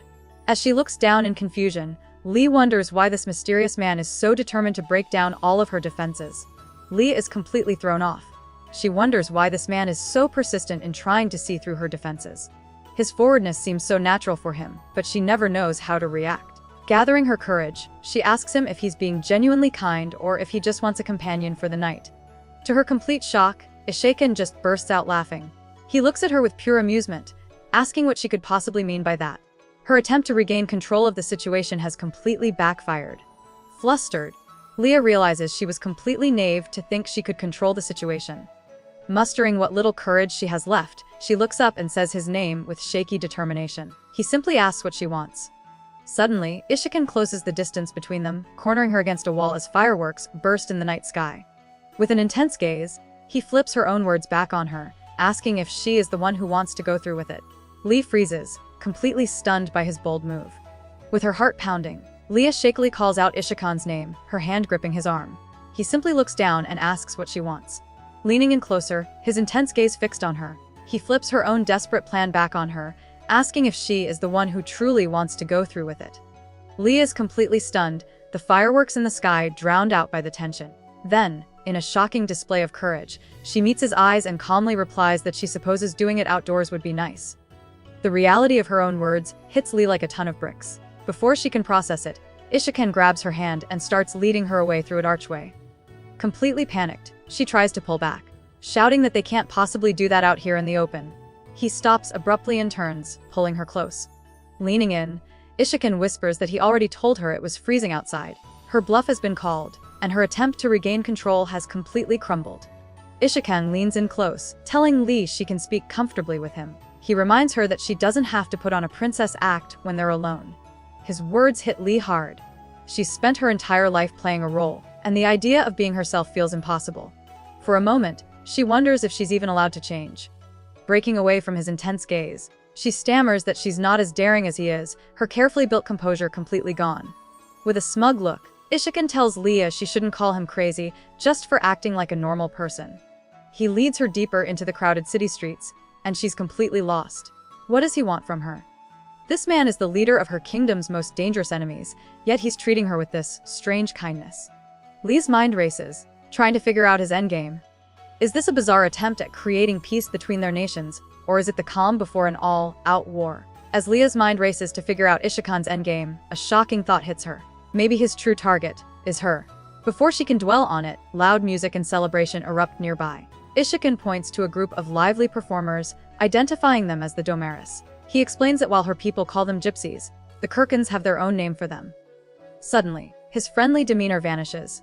With a menacing look, he reveals that his people do not like the Domaris, leaving Leah completely unsettled by his sudden shift. Leah knows exactly who he's talking about. It turns out it's not just the Kirkins who the Domaris, her own kingdom of Estia, despises them too.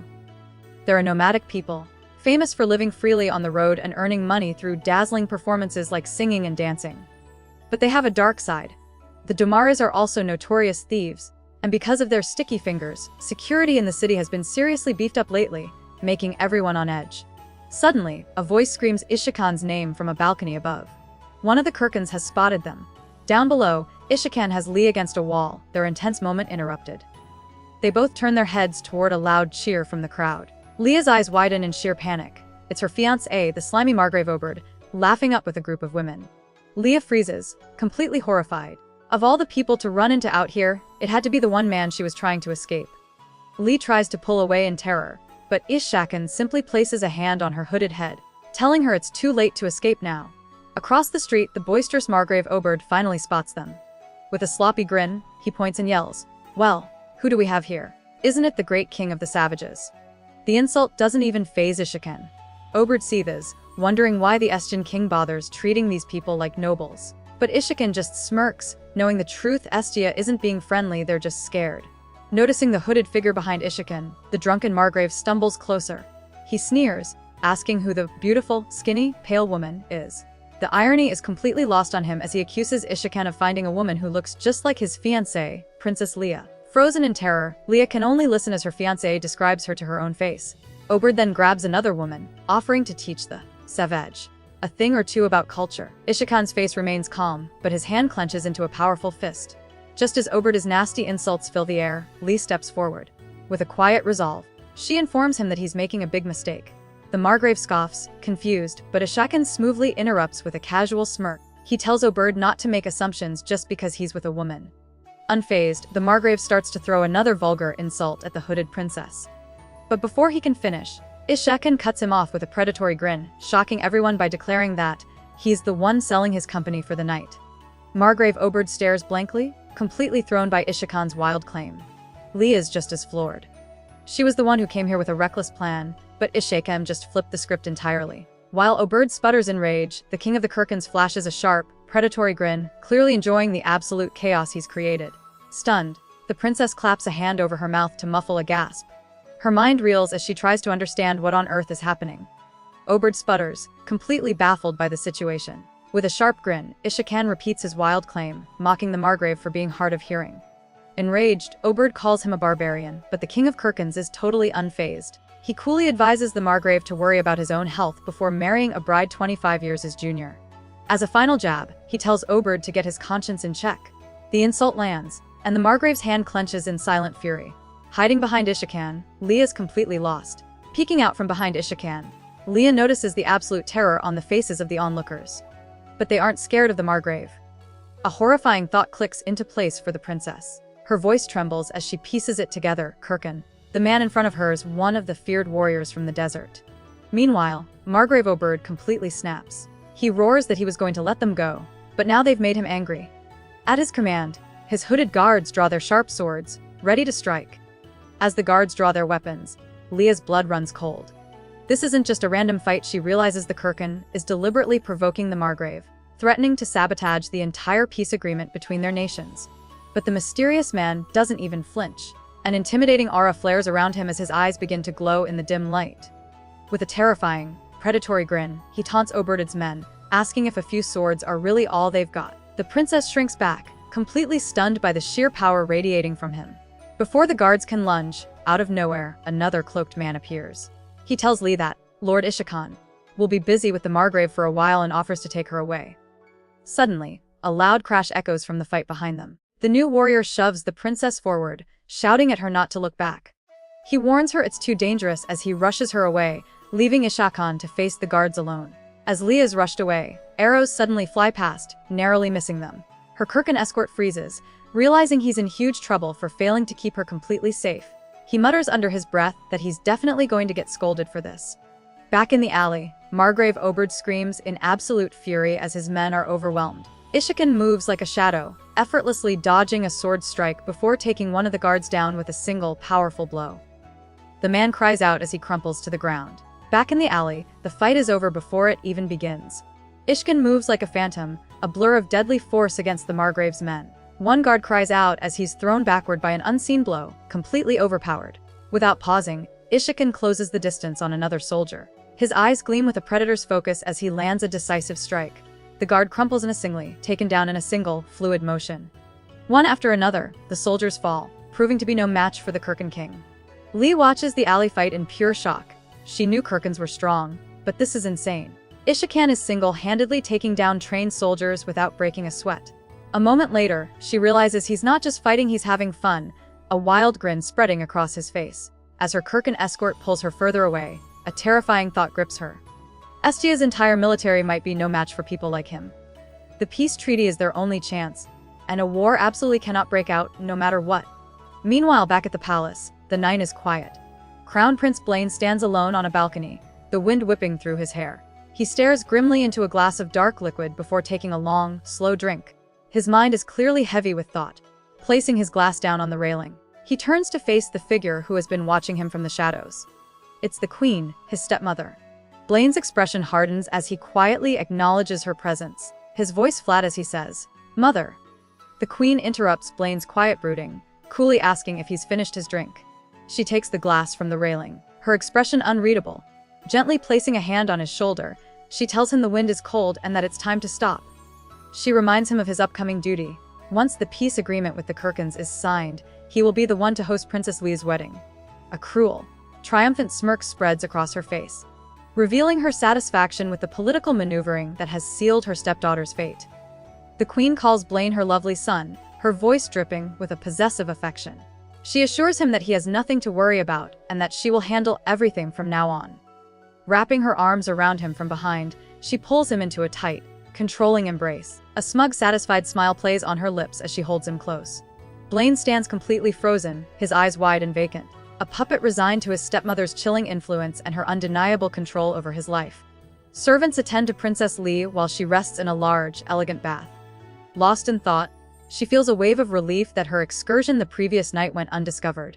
She vows to be more careful in the future.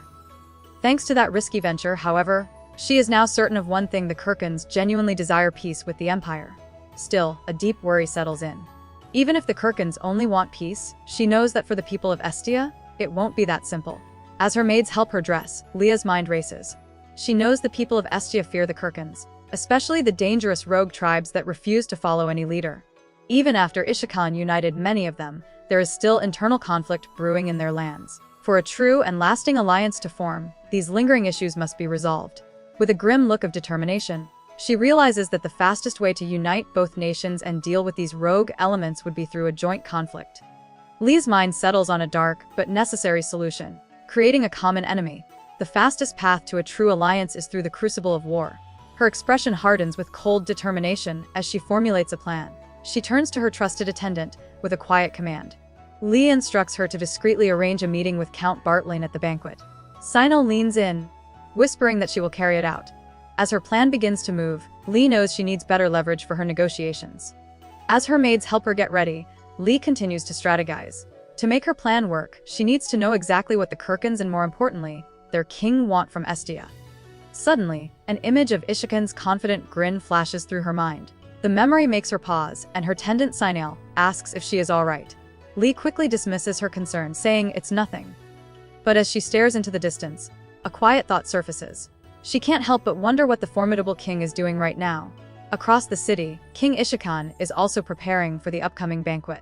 As his attendants help him dress, he calls over his trusted subordinate, Ganon, for a report. Ganon explains that they've already scouted the lower floors of the palace. It seems the Estians are trying to use the event to smooth things over after the previous night's trouble. He adds that Princess Lee seems to share that goal. A sharp, predatory grin flashes across Ishikan's face. He muses aloud that Lee can't hide her nature from him forever. Ganon continues his report, but he has a serious warning for his king. He urges Ishikan not to be fooled by the princess's friendly act, asking if he realizes how formidable she can be. In Ganon's mind, there's no way Leah is actually trying to make peace. He believes she's planning something big, a sharp political move for her own gain, and insists they shouldn't underestimate her. But Ishikan just smirks, completely unfazed. He coolly states that he won't let her scheming discourage him. Dressed in his finest robes, the Kirkan king looks ready. Ishikan continues strategizing with Kanin, admitting that certain nobles will be a headache during the upcoming negotiations. Kanin points out the talks were just an excuse to be in Estia anyway. The king agrees but reveals his priorities have shifted. Something is bothering him, but it's not what Kanin assumes. The subordinate worries about a political misunderstanding with the princess, but Ishikan corrects him. He tells Kanin he's thinking too much like a Kirkan. To truly understand Leah, he must remember she is Estian royalty, which complicates everything. Kanin urges his king to stop thinking with a Kirkan mindset to understand Leah's complicated situation. He tries to bring up her marriage, but Ishikan sharply cuts him off, ordering him to focus on the banquet. As attendants help the king choose a kalan for the evening, a visitor is announced.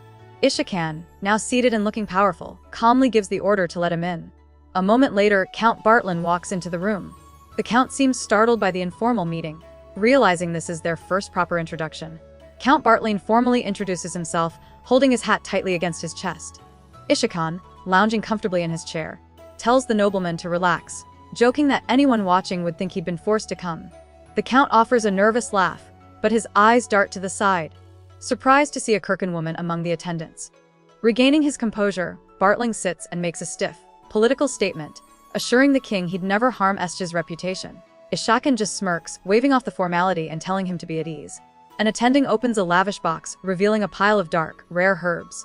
Count Bartling stammers, his eyes widening in pure shock as he recognizes the contents. The color immediately drains from his face. Watching the nobleman's reaction, Ishikan leans back with a calm, predatory gaze. The king explains that this is simply a friendly gesture, his way of showing he wants them to be closer. But the terrified look on Bartling's face says it all. This isn't just a gift, it's a clear and powerful warning. At a lavish royal banquet, the nobles of Estya can't keep their mouths shut.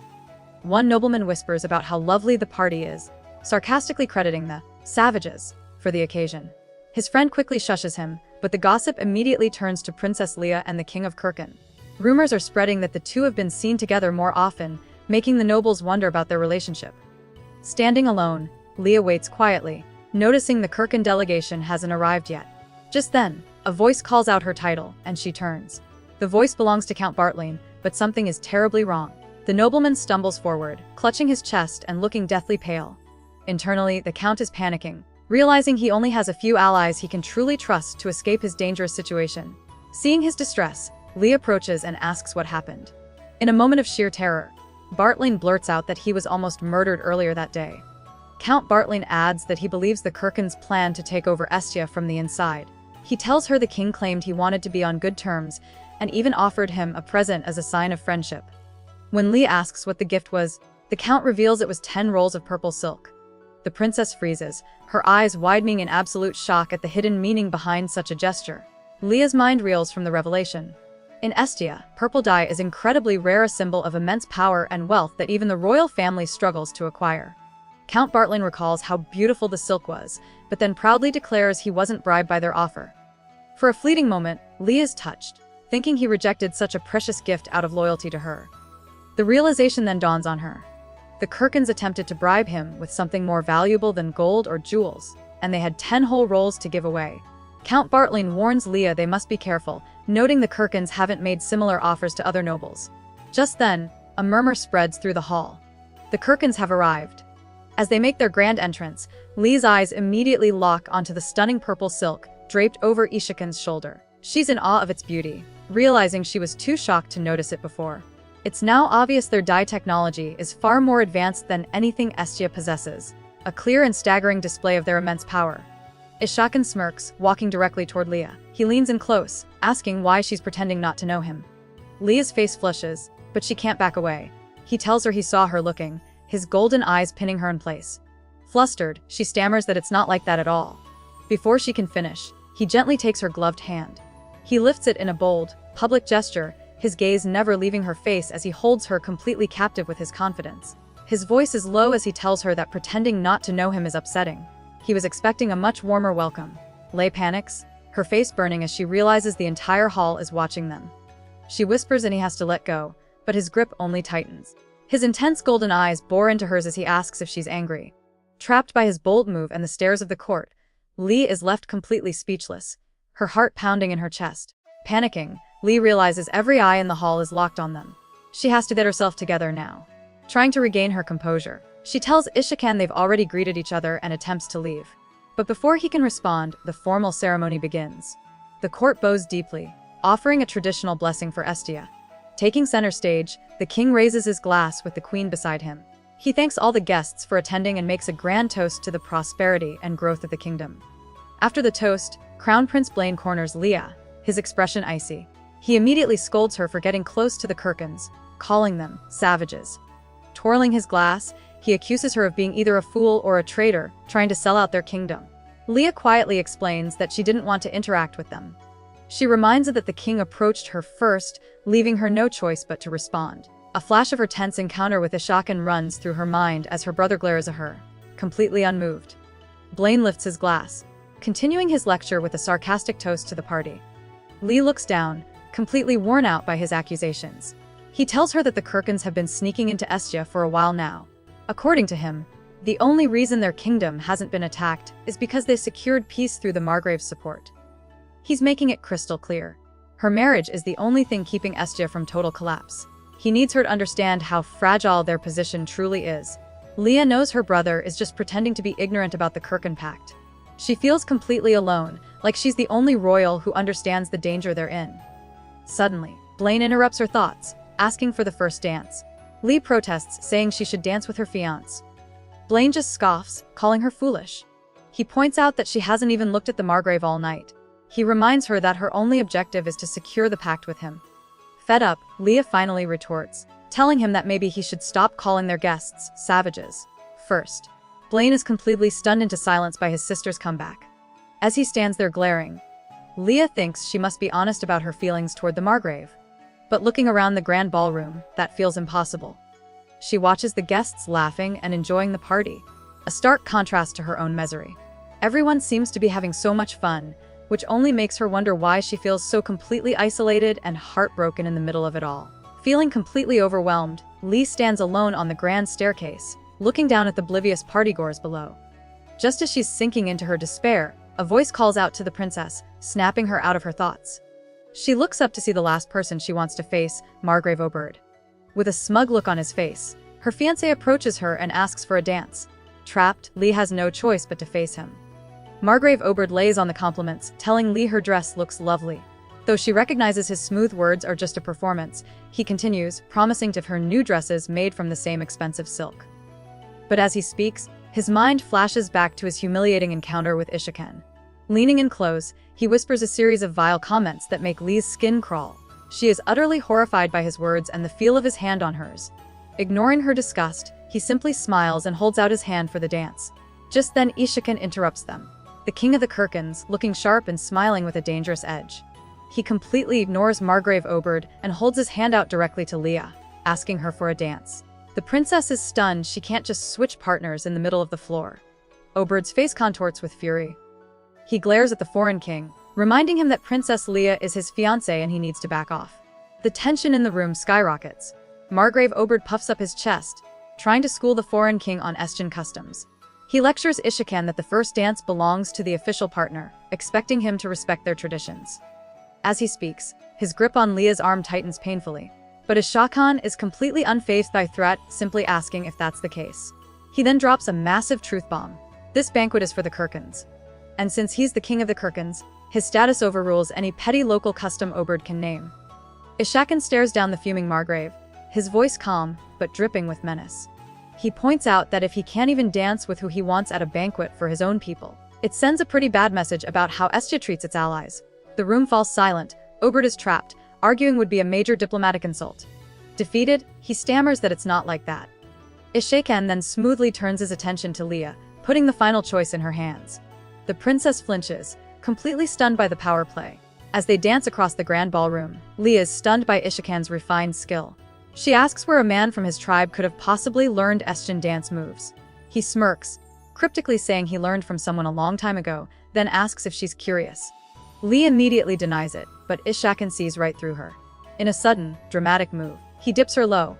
Looking down at her, he confidently calls her out, stating that he thinks she's lying. The intense maneuver completely shatters her composure, and she begs him to leave her alone.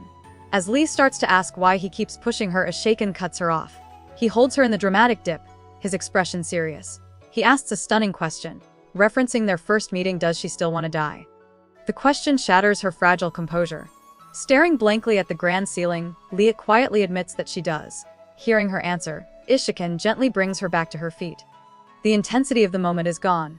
He formally releases her hand, saying it was an honor to dance with her before turning away. With the shocking moment behind them, Lee quickly regains her composure. She drops into a formal curtsy, stating that she must return to her fiancé now. Politely wishing the king a good evening, she turns her back and walks away. But Ishiken doesn't move a muscle. He simply stands there in the middle of the crowded ballroom, his gaze fixed on her as she retreats. His face is a mask of stone, giving nothing away as he silently watches her leave. As Ishiken watches her retreat, his mind is a storm of frustration. He thinks to himself that if she would only ask for help one more time, he wouldn't hesitate to do anything for her. He even considers stepping in and helping her anyway, regardless of what she wants. Meanwhile, Leah rushes through the palace corridors, her own thoughts in a spiral. She's angry and confused by her own intense reaction, wondering what is wrong with her. Finally reaching a deserted balcony, she stops to catch her breath.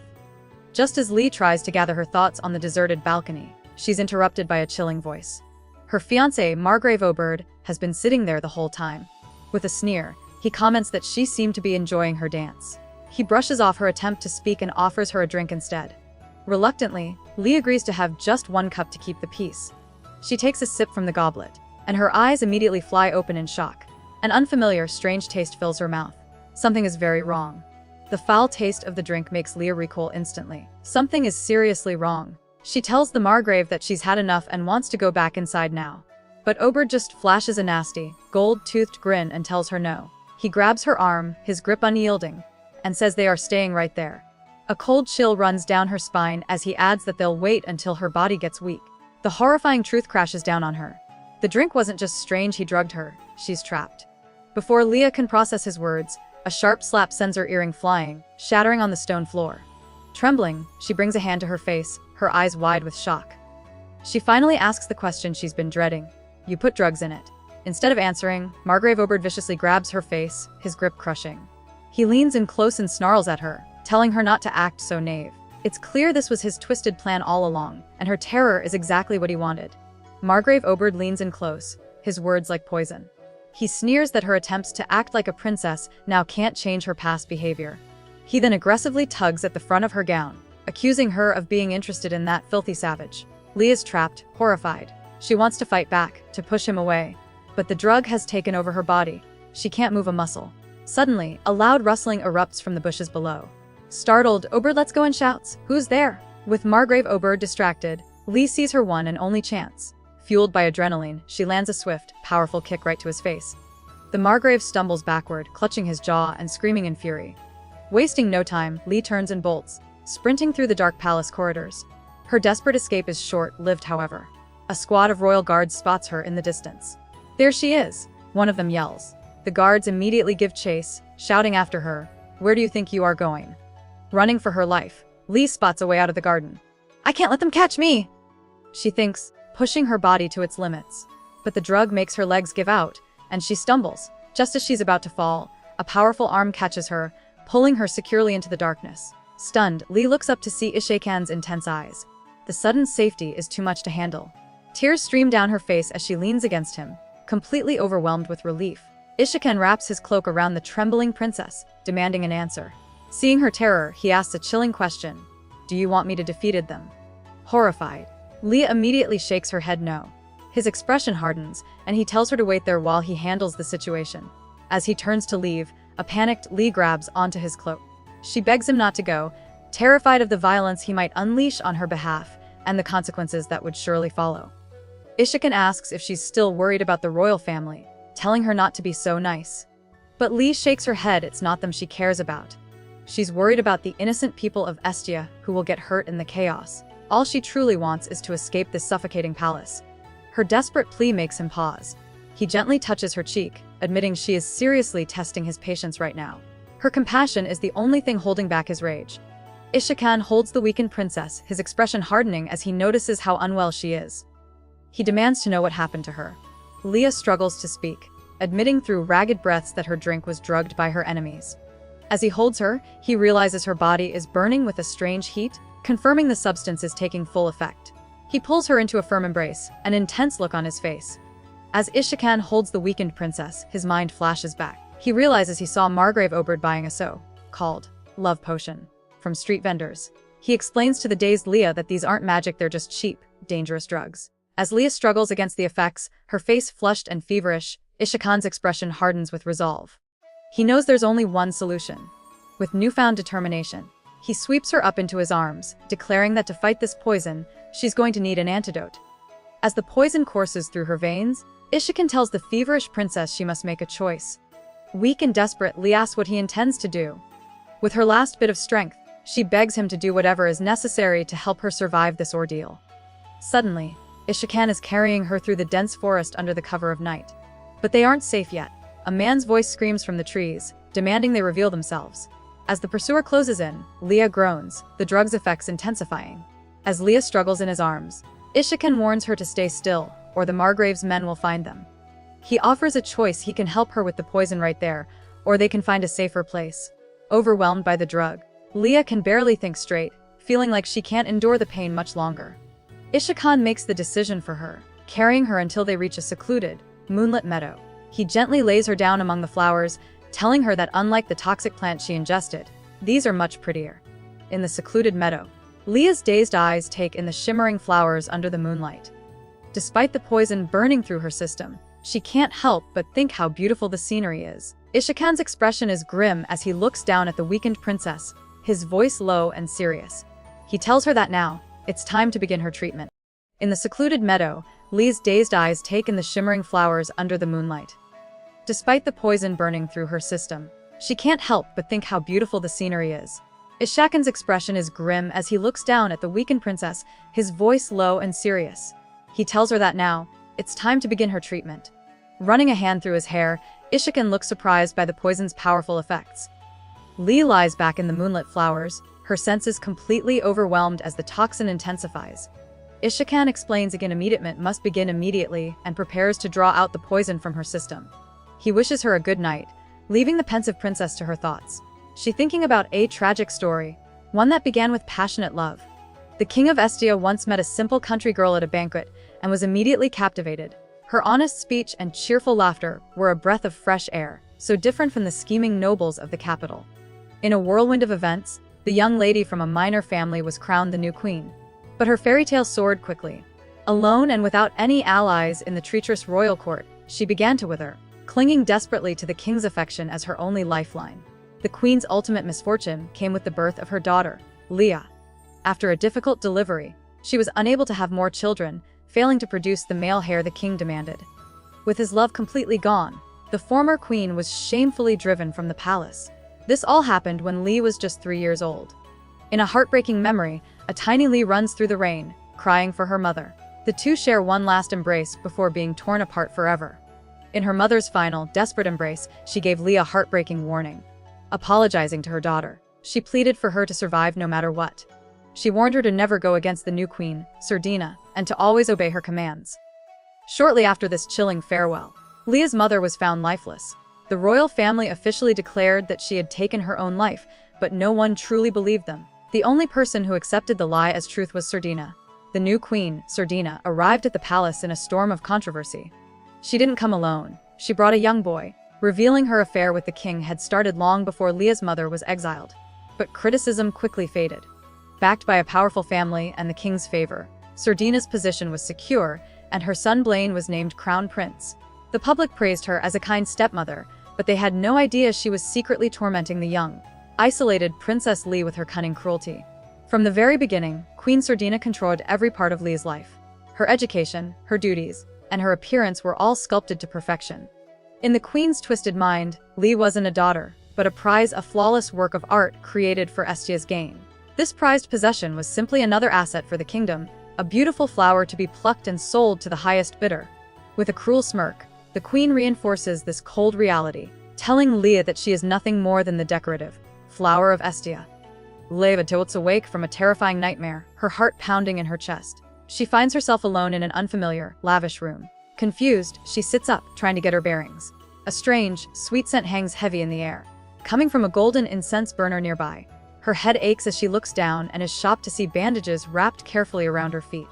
Desperately, she tries to piece together the events of the previous night, but her memory is a complete blur. Flashes of the night before hit Lee all at once. She remembers drinking, feeling dizzy as the world spun around her. The vividness of the memories leaves her mortified by her own actions. A door creaks open. Not even looking up, she simply tells the person to come in. The door swings open, and a tall, imposing woman wheels in a cart overflowing with decadent food. She respectfully introduces herself as Jinan, a loyal escort of Lord Ishikan, and addresses Leah as, "Your Highness." The princess is completely caught off guard.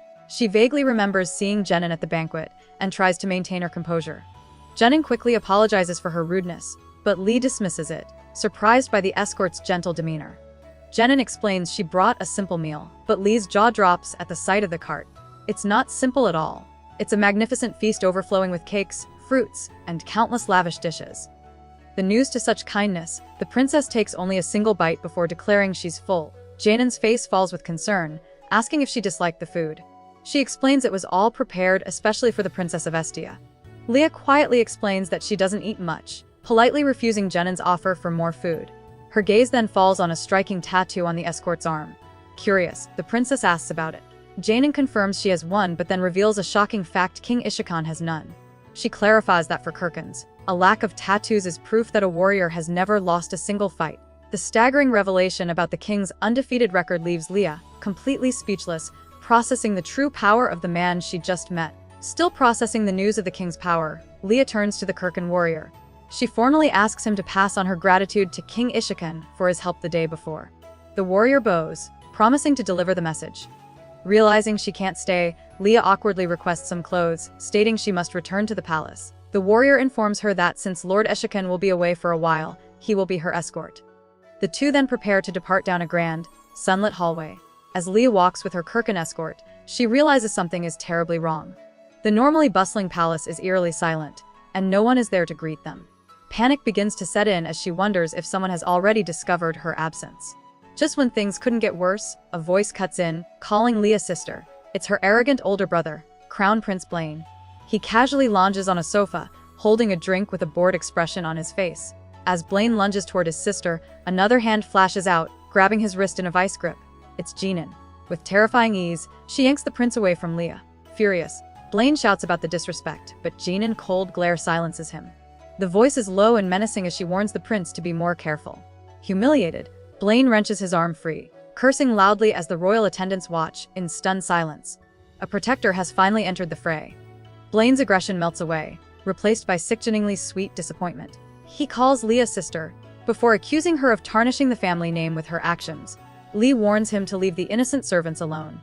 Blaine can only stare back, completely floored. Then she suddenly snaps into darkness. The scene shifts to an alleyway where Ishikan wipes blood from his face, looking more annoyed than hurt. Haven rushes over, asking if he went too far this time. With a dismissive shrug, Ishikan admits that maybe he did just a little bit. Someone clearly picked the wrong fight tonight. With a few scrapes on his face, Ishikan calmly lights a smoke. He grumbles that he prefers to handle things himself to ensure the job gets done right. Haven warns him that showing up to meet the Estian royals after a fight won't win him any friends. Ishikan just scoffs, doubting a real conversation was ever possible anyway. He's more annoyed that the whole ordeal made him lose the trail of the travelers he was pursuing. Haven immediately offers to send a team to track them down, ready to take on the difficult task. A cloaked figure approaches Ishikan with urgent news: Princess Lee has lost consciousness. Ishikan's expression darkens instantly as he turns to the man, Janin. He reminds Janin that his one job was to protect her, but he came here instead. Overcome with guilt, Janin looks down in shame, clenching his fist. With a flash of anger, Ishikan strikes Janin, sending him straight to the ground. His orders were absolute, and Janin's failure to follow them has serious consequences. He clearly messed up big time. With a cold stare, Ishikan warns Janin that while he can forgive one mistake, he won't be so understanding a second time. He orders her to get up and be more careful from now on. Janin quickly thanks him. Later, Ishikan wonders why Leah would suddenly collapse like that. Haven cheekily suggests it might have something to do with their eventful night out. Ishikan dismisses the idea, realizing the true cause might be the special Kirkan medicine he gave her the day before. Haven panics, realizing the Kirkan medicine is poisonous to regular humans. Ishikan explains it's fine in moderation, but even he seems worried. Seeing the aftermath of her collapse, he finds her severe reaction strange. He suspects there must be a deeper issue with the princess's health that he doesn't know about. Back in the palace, Leah lies unconscious while Baroness Sinel and other attendants watch over her, deeply concerned about her condition. Ishikan stands outside, his expression grim as he processes the news. He realizes there's a much bigger and more dangerous game at play, and it all centers around the Estian princess. Back at the palace, Leah's completely unconscious and drenched in a cold sweat. Her worried attendant can only watch helplessly as she trembles in a feverish sleep. Even in this state, a single tear rolls down her cheek, a sign of the deep pain she's trapped in. Something is seriously wrong with her health. Her attendant frantically tries to wake the princess. Finally, Leah's eyes flutter open, looking weak and totally disoriented. Relieved but still worried, attendant asks if she's okay. Confused, Lee wants to know what happened, and her attendant explains she's been unconscious for the entire day. A flashback reveals the moment she collapsed. falling right into the arms of a shocked Crown Prince Blaine. He had immediately screamed for the royal doctor, furious that no one was moving fast enough to help his sister. Attendant recalls how a Kirkin woman pushed past the royal servants to care for the princess. The woman lit a strange scented candle, and oddly enough, it seemed to work immediately. Back in the present, a tearful attendant admits how worried she was. Leah, ever practical, immediately asks about Margrave Oberd. Her attendant explains he was found near a fountain in a compromising state, causing a huge scandal among the departing nobles. Sunil finds it suspicious, though. A powerful man like the Margrave wouldn't make such a careless mistake. She believes he was drugged. Leah puts the pieces together. The Margrave would never risk his reputation like that. A flashback reveals his aggressive approach, confirming her suspicion someone must have drugged him. Her mind immediately jumps to the one man bold enough to orchestrate such a public humiliation, Ishikan. Before she can dwell on it, her attendant explains that she had to change the princess's torn clothes. Taking Lee's hands, attendant looks at her with concern and asks a shocking question. Is the princess having a secret affair? The doors burst open as Crown Prince Blaine enters with a grim look on his face. He finds his mother, the queen, admiring her white fur stole. She greets him, mentioning she plans to make a similar scarf from a fox he caught for her. Blaine doesn't miss a beat. He coldly informs her that he didn't catch the animal for her at all. Caught off guard by his sharp tone, the queen lets out a nervous, disbelieving laugh, the tension in the room instantly skyrocketing. The queen tries to diffuse the tension, telling Blaine not to be so harsh. She claims that since his servants helped, it's basically like he hunted the fox for her anyway. But Blaine's not playing games. He cuts her off with a piercing glare and a single, chilling question. Did you do it? Confused, she asks what he means. Blaine's voice drops, his tone deadly serious. He asks if she is the one responsible for Princess Leah coughing up blood. She feigns shock, but Blaine connects the dots, asking if she's that terrified of losing Lee to the Kirkins. The queen dismisses Blaine's concern, claiming Lee is just stressed about the upcoming marriage. With a patronizing smile, she advises her son to leave Lee alone for a few days. She then warns him not to take his anger out on her, dropping a veiled threat that if he does, she might have to start talking with the Kirkins herself. Abruptly changing the subject, she turns away. She casually tells Blaine that next time he goes hunting, he should catch a deer for her, as she's getting tired of fox fur. Crown Prince Blaine lowers his gaze, defeated by his stepmother's manipulative threat. He quietly concedes, ending their tense confrontation. Meanwhile, Princess Lee has been recovering for the last 5 days following the recent incident. Though her brother Blaine has placed his personal guards outside her door, preventing her from leaving, she finds a silver lining. Stretching contentedly, she's just glad to be free from tedious banquets and unwanted visitors. As she relaxes, a servant approaches, presenting a letter with an official-looking red wax seal. Leah takes it, offering a polite thank you. Leah reviews a document detailing a new tax reform plan. She immediately sees the fallout. This will cause serious backlash from the nobles and ultimately weaken the army. A sudden knock at the door interrupts her thoughts. Her maid, Melissa, enters to announce that Margrave Oberd has sent yet another gift. Leah dismisses it, coldly telling her to send it back as always. She can't believe his audacity. Ever since their last terrible encounter, he's been sending gifts every single day, as if that could make her just forget what happened. A maid interrupts Melissa with some important news. A lunch is scheduled for the next day between the royal family and the king of the Kirkins. She adds a crucial detail: the king has specifically requested Leah's presence. Lee sighs, realizing her brief moment of peace is over. Still, this is an opportunity. She agrees to attend, planning to gather more information while she can. Just then, the door creaks open again. A young page boy enters, carrying a large chest and announcing it's a gift from the Kirkin king himself.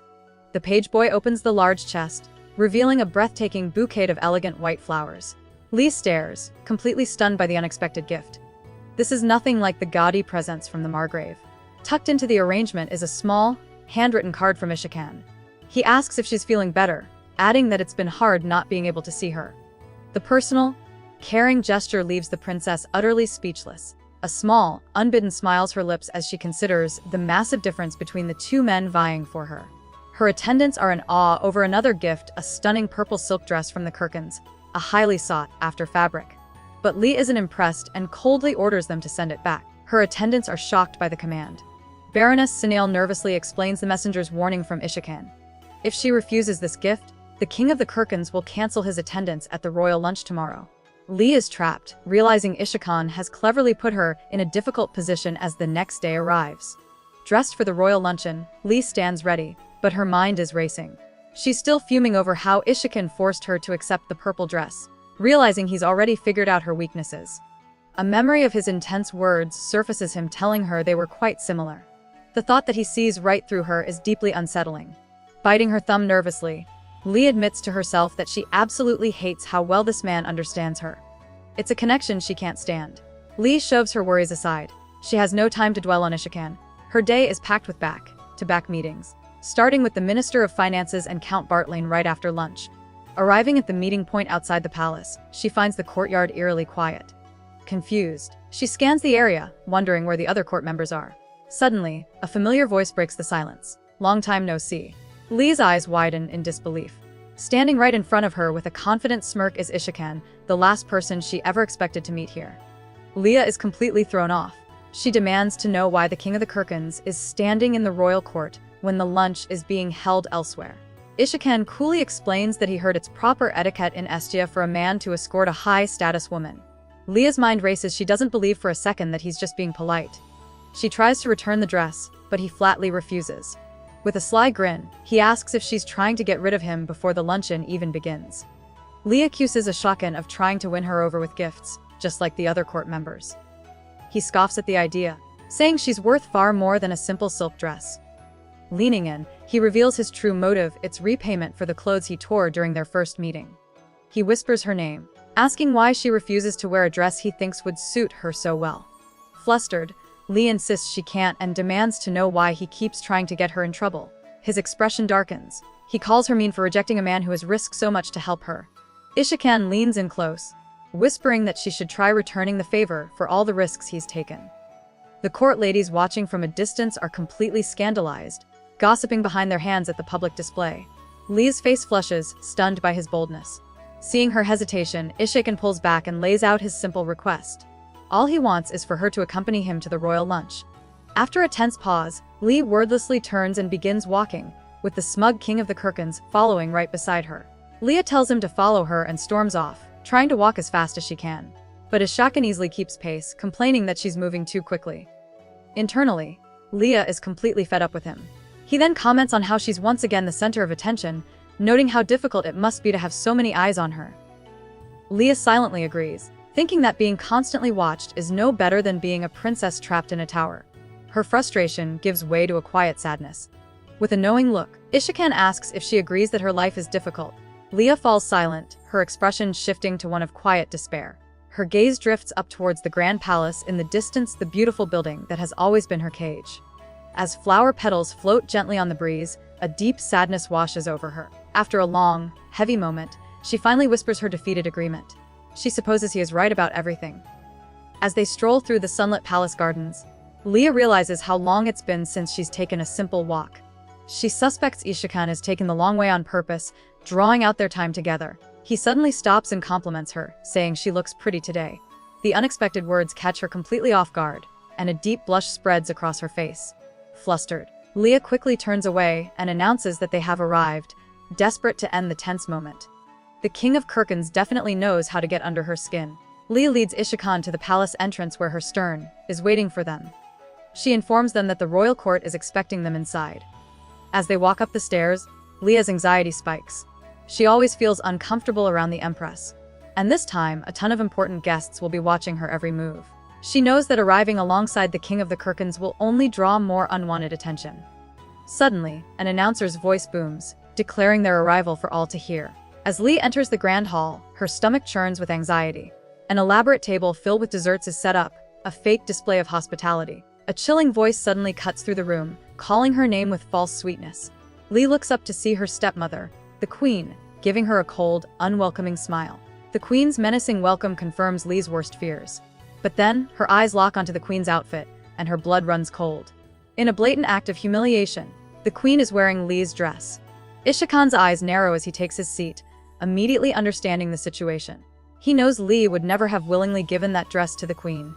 With a sharp gaze, it compliments the Empress on her beautiful Kirkian garment, his voice laced with unspoken meaning.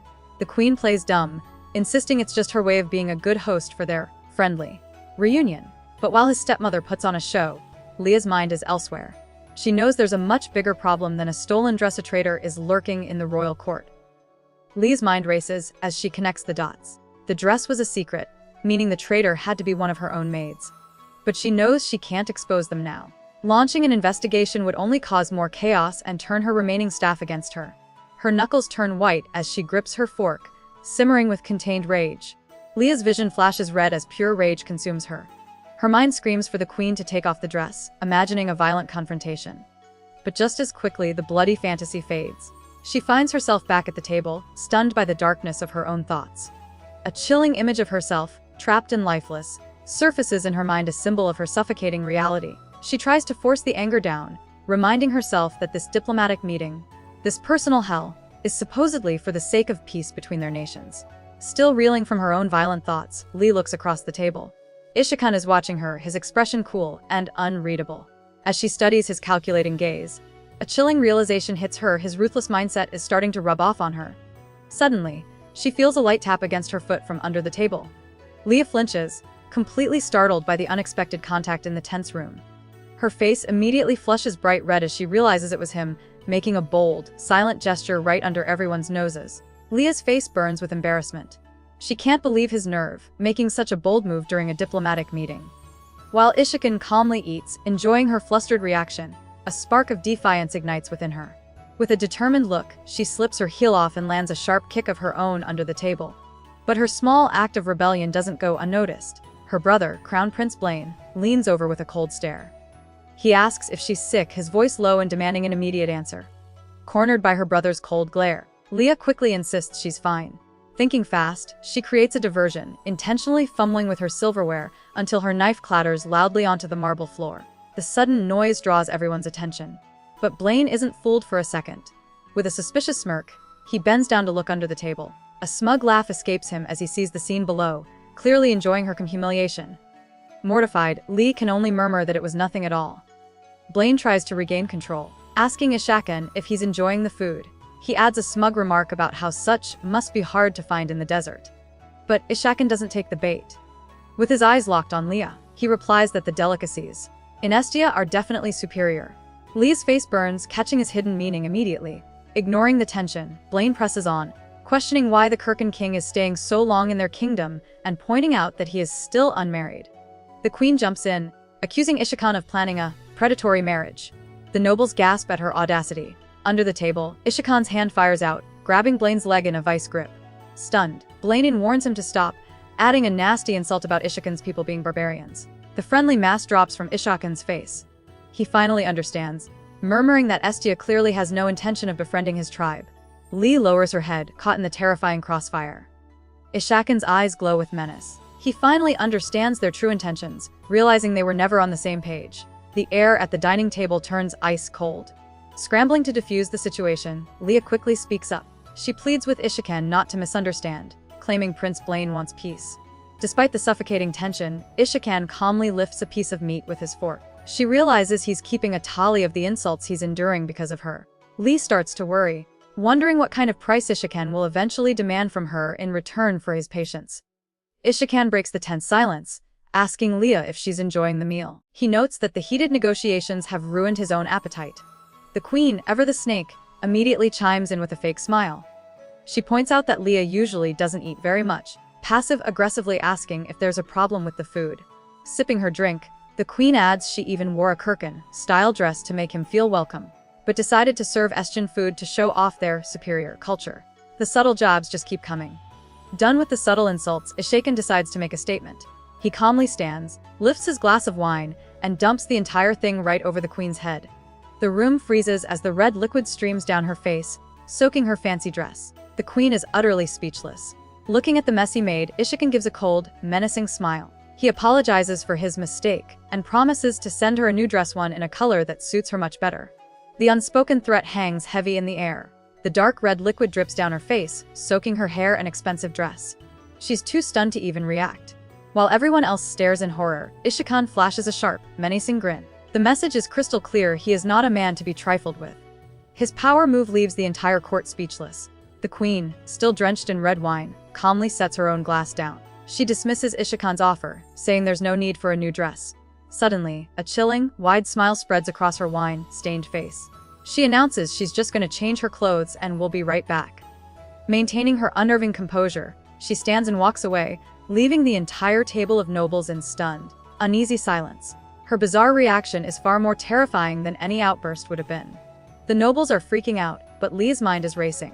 The queen's unnervingly calm reaction proves just how desperate the kingdom is for a treaty. They'll endure any humiliation from Ishikan, which means Leah has no choice but to cooperate. Resigned to her fate, she stands up, ready to do her part as a political pawn. But before she can take a step, Ishikan's hand fires out and grabs her wrist, stopping her cold. He looks at her intently and says her title, Princess. Ignoring the shocked nobles, Ishikan tells Leah that he'll escort her away. Before she can even process his words, Crown Prince Blaine fires up from his seat. He furiously orders Lee to sit down, but the Kirkin King doesn't even spare him a glance. His focus is entirely on Leah. He gently takes her hand. As he leads her away, Blaine is left standing there, completely powerless and dismissed in front of everyone. Left behind at the table, Crown Prince Blaine is absolutely fuming. He grabs his hair, completely humiliated after being so easily dismissed in front of all his nobles. As Ishikan confidently leads the princess away, Blaine screams in pure frustration, ordering her to come back. Leah is totally baffled, asking where on earth they are going. Ishikan ignores her brother's powerless yelling entirely, guiding her away from the tense banquet and into a beautiful, sunlit conservatory within the palace grounds. Leah tries to pull her hand back, desperately telling Ishkan to wait, but he continues leading her through the sunlit hall. Suddenly, he stops and turns on her, his golden eyes flashing with frustration as he demands to know what's wrong. Leah freezes, taken aback by his sharp tone. Noticing her reaction, Ishikan's demeanor softens. He sighs, quietly apologizing for grabbing her too forcefully. Leah then attempts to give a formal apology for her family's behavior, but he immediately cuts her off with a single, firm command. Stop. Ishikan's golden eyes bore into Leah as he asks why she's always apologizing like she's a sinner. He takes her hand firmly, frustrated, questioning if her family is so important she would even defend the queen. Running a hand through his hair, he can't understand her loyalty. His tone then softens, and he gently encourages her to speak her mind. He tells Lee that it's okay to be angry, okay to feel like things are unfair. All he wants is for her to say what she truly thinks. With Ishikan waiting for an answer, Lee's true feelings finally surface in a quiet rush. She admits she wanted simple things: to wear the beautiful dress he gave her, to eat whatever she wanted, and to speak her mind without fear. But her hope quickly fizzles out.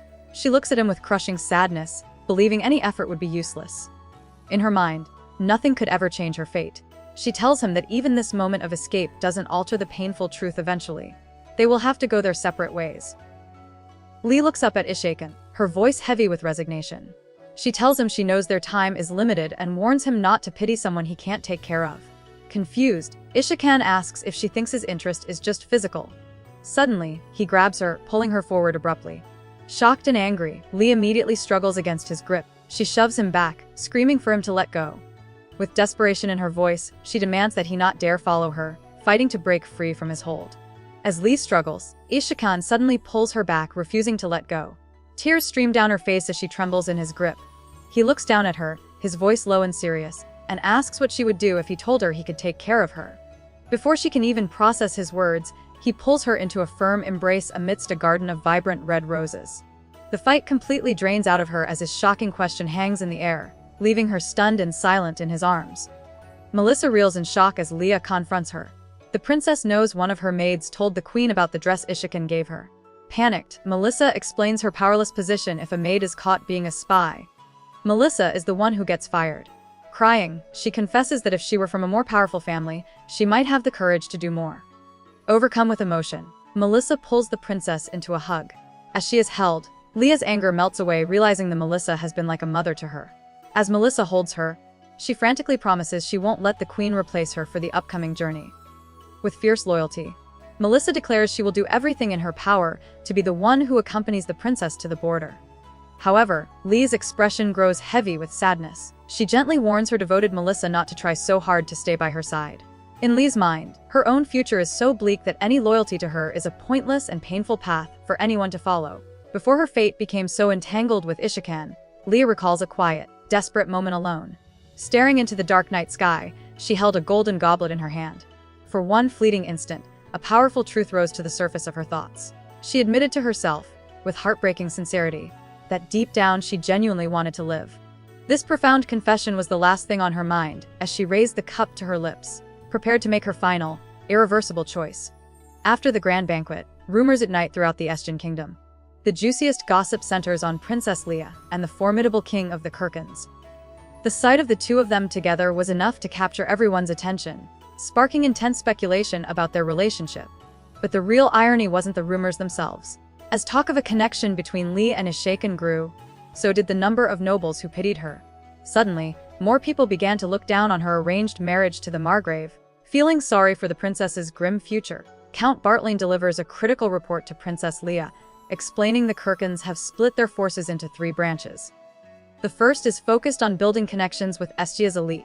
The second is hunting down gypsies, a suspicious move Bartling believes has a hidden agenda. The third branch, just as Lee suspected, is working to find and free enslaved Kirkans within the kingdom. With the report finished, Yor asks if her own secret request has been handled. The Count confirms, assuring her that her plan is moving forward exactly as she hoped. Count Bartling reveals he's pulled some strings to get a secret advantage for the upcoming negotiations with the Kirkans, stressing that this is their absolute last chance for peace. The chatter turns to the royal family's terrible choices, like marrying Lee to the Margrave when the kingdom is already falling apart. They even start questioning the king's judgment about his own son, Crown Prince Blaine. Through it all, Leah listens quietly, absorbing every critical word. An aide reassures Leah, certain Decker's reckless border plan will backfire. She predicts the queen will come crawling back for help, but by then it will be far too late. Lee agrees but has more pressing matters on her mind. Turning to Count Bartling, her expression hardens with resolve. She brings up the enslaved people they discussed and makes a bold declaration she's gonna visit them herself. The scene then shifts to a hidden camp deep in the dark woods, revealing the dangerous destination she has in mind. A flash of movement erupts from the trees. Elite warriors with glowing eyes descend upon the enemies with impossible speed. The Kirkans are here, and they've just saved the Kirkan slaves. The chaos ends in an instant. The Kirkans made short work of the attackers, neutralizing the threat with terrifying speed. One of the last ambushers scrambles backward, pleading for his life as a commanding figure emerges from the trees. It's Ishakan, the king of the Kirkans, looking completely untroubled by the carnage. As one of his men, Havan, lights a smoke for him, Ishakan offers a confident smirk. The forest falls silent once more. As one of Ishakan's men confirms the attackers are all down, Ishakan surveys the scene, unimpressed by the mess. He notes that his intelligence on this group was clearly inaccurate. Turning his cold gaze to one of the captured men, the Kirkan king's true mission comes into focus. He demands to know if there is another slaver in the area who bought Kirkan people. The terrified man can only stammer out a yes. Ishakan's expression darkens, this is far from over. Unmoved, Cannon grabs the guy and knocks him out cold. Havan casually asks if he took it too far, but Cannon insists he held back his strength. With the immediate threat neutralized, Ishakan's expression grows grim. He reveals his true frustration. This is the 3rd time this has happened. They successfully locate their enslaved people, but right before the rescue, the captives mysteriously disappear, always one step ahead. Ishakan's face hardens with frustration. He explains that every time they try to rescue their people, the captives have already been moved. Someone is always one step ahead. Ishakan reassures Havan it's no one's fault, their enemy is just ruthlessly efficient. Havan suggests a new plan. Instead of chasing small, time slavers, they should target the mastermind behind the entire operation. A cunning smirk appears on Ishakan's face. He notes the full moon means they need to hurry, but agrees to the new approach, ominously saying, let's do that. Havan looks at his king with concern, asking if he's really okay with this plan. He starts to mention the full moon, but Ishakan cuts him off, stating they have no other choice. They must move within the hour. As he speaks, he drops a small container into a nearby pool of water. With a dangerous glint in his champagne eyes, the Kirkan king smirks, confidently asking if he isn't good at controlling himself. The mission to find the mastermind is on. Inside the palace, a royal court meeting is in full swing. Lee observes the room, noting this is the first official gathering since the Kirkans' welcoming party. But she's not surprised to see 2 empty thrones. The emperor and empress are a no-show, as usual. An older minister, sweating nervously, clears his throat to get everyone's attention. He announces a major decision. The kingdom is moving forward with a plan to reform the entire tax system. This sudden change is bound to cause a stir among the nobles. The tax reform announcement sends shockwaves through the court. An enraged noble leaps to his feet, shouting that a sudden change like this is impossible. The minister calmly dismisses the outburst, stating the plan is moving forward regardless of their mad attitude. Watching the chaos unfold, Lee is unfazed. She knows this reform is designed to completely subdue any opposition once implemented. As the nobles continue to protest, she quietly rises from her chair. thinking to herself that there's one more thing they all need to know. As the nobles protest the new tax plan, the minister drops another bombshell. He declares that surveillance of the slave trade will be increased. This new security measure is to ensure the negotiations with the Kirkans go smoothly. The trade must now be handled secretly, and he warns the nobles not to participate in person. Leah notes their surprisingly calm response, guessing they've been bribed. Later, feeling exhausted, she walks down a palace corridor, only to hear the distinct sound of a crutch echoing nearby. The sound of the crutch belongs to one other than Margrave Oberd. Lee meets him in the hallway, commending her work for the day, but then he gives her a strange list of instructions for the night. He tells her to lock every door and window, post guards everywhere, and keep the palace grounds lit until morning. Lee is instantly suspicious and asks what he means. He explodes, blaming the royal family for bringing the Kirkans to the capital. Leah fiercely cuts him off, telling him to stop his ridiculous accusations. Margrave Oberd warns he is sending his own guards to help protect the palace, telling her to stay alert for once. Princess Leah is completely stressed out by the sudden lockdown. She can't believe they're deploying so many guards and creating a scandal over simple accusations. Despite her frustration, Leah decides to let Oberd do as he pleases. She figures his lifelong experience fighting Kirkans means he must have a good reason. As Melissa adjusts her cloak, Leah reflects on how different the Kirkan king is. A voice calls out to the princess, startling Leah. Melissa looks worried, asking if Leah really has to go out tonight. Dressed in a dark, hooded cloak, Leah admits she knows she can't solve her problems alone. With a determined look, she says goodbye and slips out of the room. A carriage rumbles through a dark forest path. Inside, Count Bartlein breathes a sigh of relief, admitting he was anxious to make the trip by herself. She is grateful the princess decided to come along for the journey. Inside the carriage, Count Bartlein speaks with the cloaked princess. He mentions an auction prepared by the Empress. Sensing Lee's tension, he tells her not to worry and hands her an ornate mask. Taking it, Lee admits she hopes they can finish their task today. The Count nervously agrees, joking that the stress is bad for her weak heart. Lee secures the mask, her disguise complete as the carriage rumbles onward. Staring out at the moonlit sky, she silently prays that her dangerous plan will succeed. Lee and Count Bartlein arrive at the secret auction, its grand halls crawling with security. The Count kneels beside the masked princess, whispering that the entrance check is far more thorough than expected.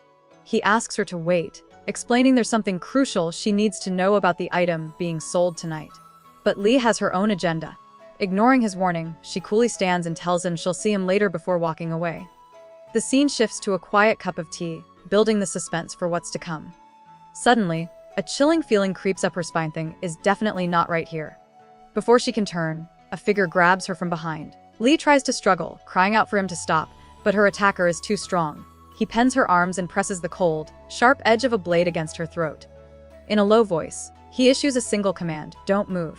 The princess freezes, trapped and at his mercy.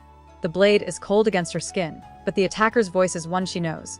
Suddenly, he lets out a shocked gasp. The knife drops to the floor with a loud clang, and in the chaos, Leah's mask tumbles off.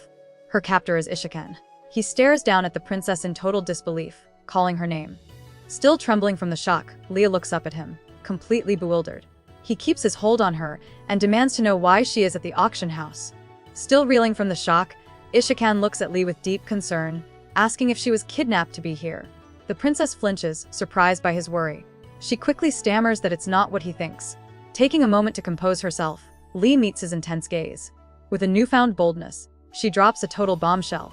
Looking him straight in the eye, she calmly declares that she is the true owner of this entire auction house, leaving Ishiken completely speechless. Ishiken is stunned by her claim, demanding a better explanation. Before Lee can respond, he suddenly pulls her forward, making her cry out in surprise. He guides her to a nearby divan and lets out a heavy sigh, admitting he was too aggressive before. Leaning in close, his intense gaze locks onto hers. He tells her that on a day like today, he's finding it incredibly difficult to control himself. The princess is left frozen, trapped by the sheer intensity in his eyes as he stares down at her. Just as Lee is frozen by his intensity, Ishiken makes another sudden move, covering her mouth with his hand.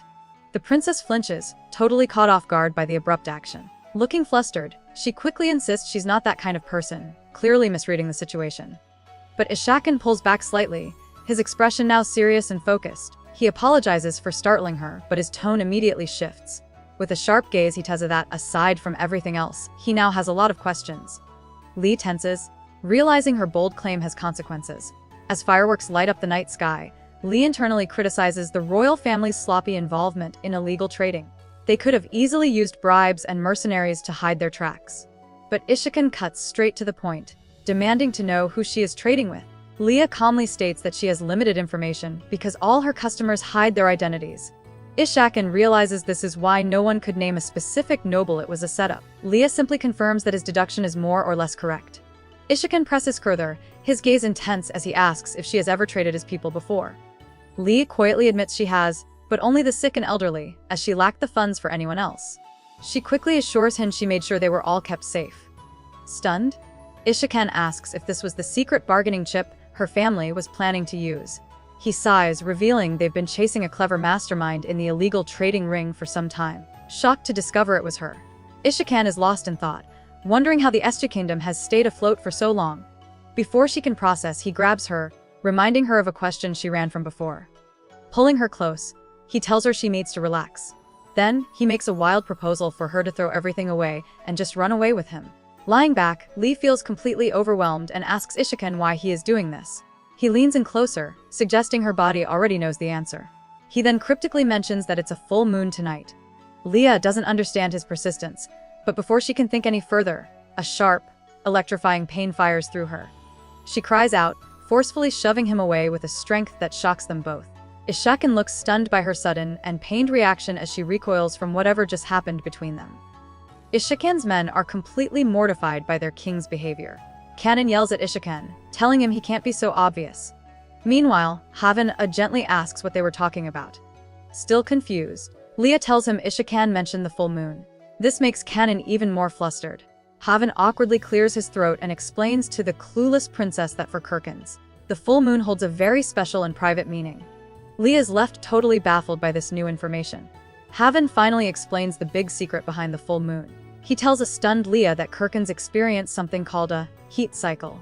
This makes any Kirkan without a partner act more impulsively due to their instincts. The princess vaguely remembers reading about it in a book somewhere. Havan quickly reassures her that it doesn't affect everyone, so there's no need to worry. Still trying to wrap her head around this, Lee looks at the Kirkan men and asks if they are affected by it. Leah's innocent question sends two of the Kirkans into a panic. They immediately start shouting that they are not a married couple, arguing that their actual spouses are far more attractive. Havan quickly cuts in, giving the princess a very serious warning.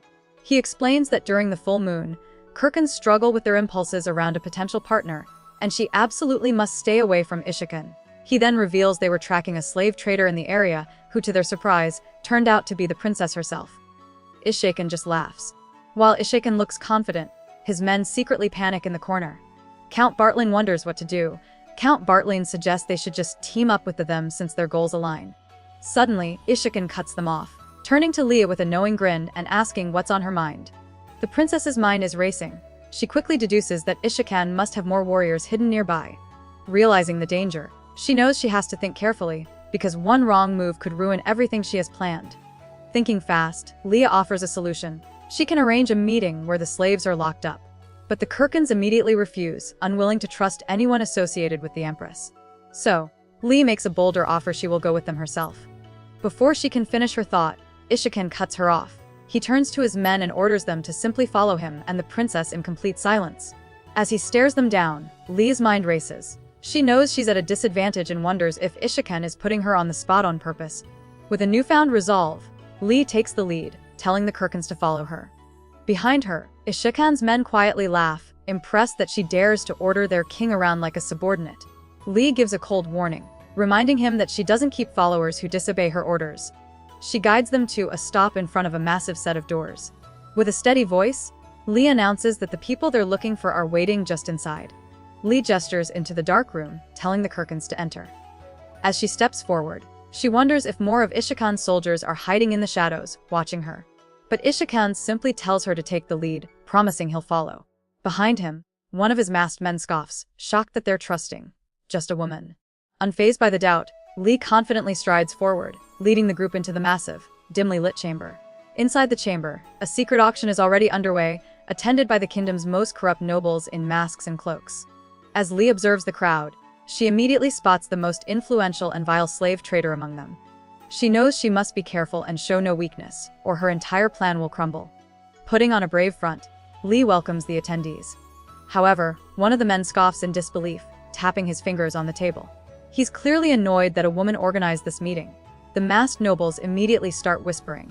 One wonders if Lee's face is as pretty as her voice, while another questions if she's just a decoy for the real organizer. They mutter about the recent trend of noble ladies acquiring young men.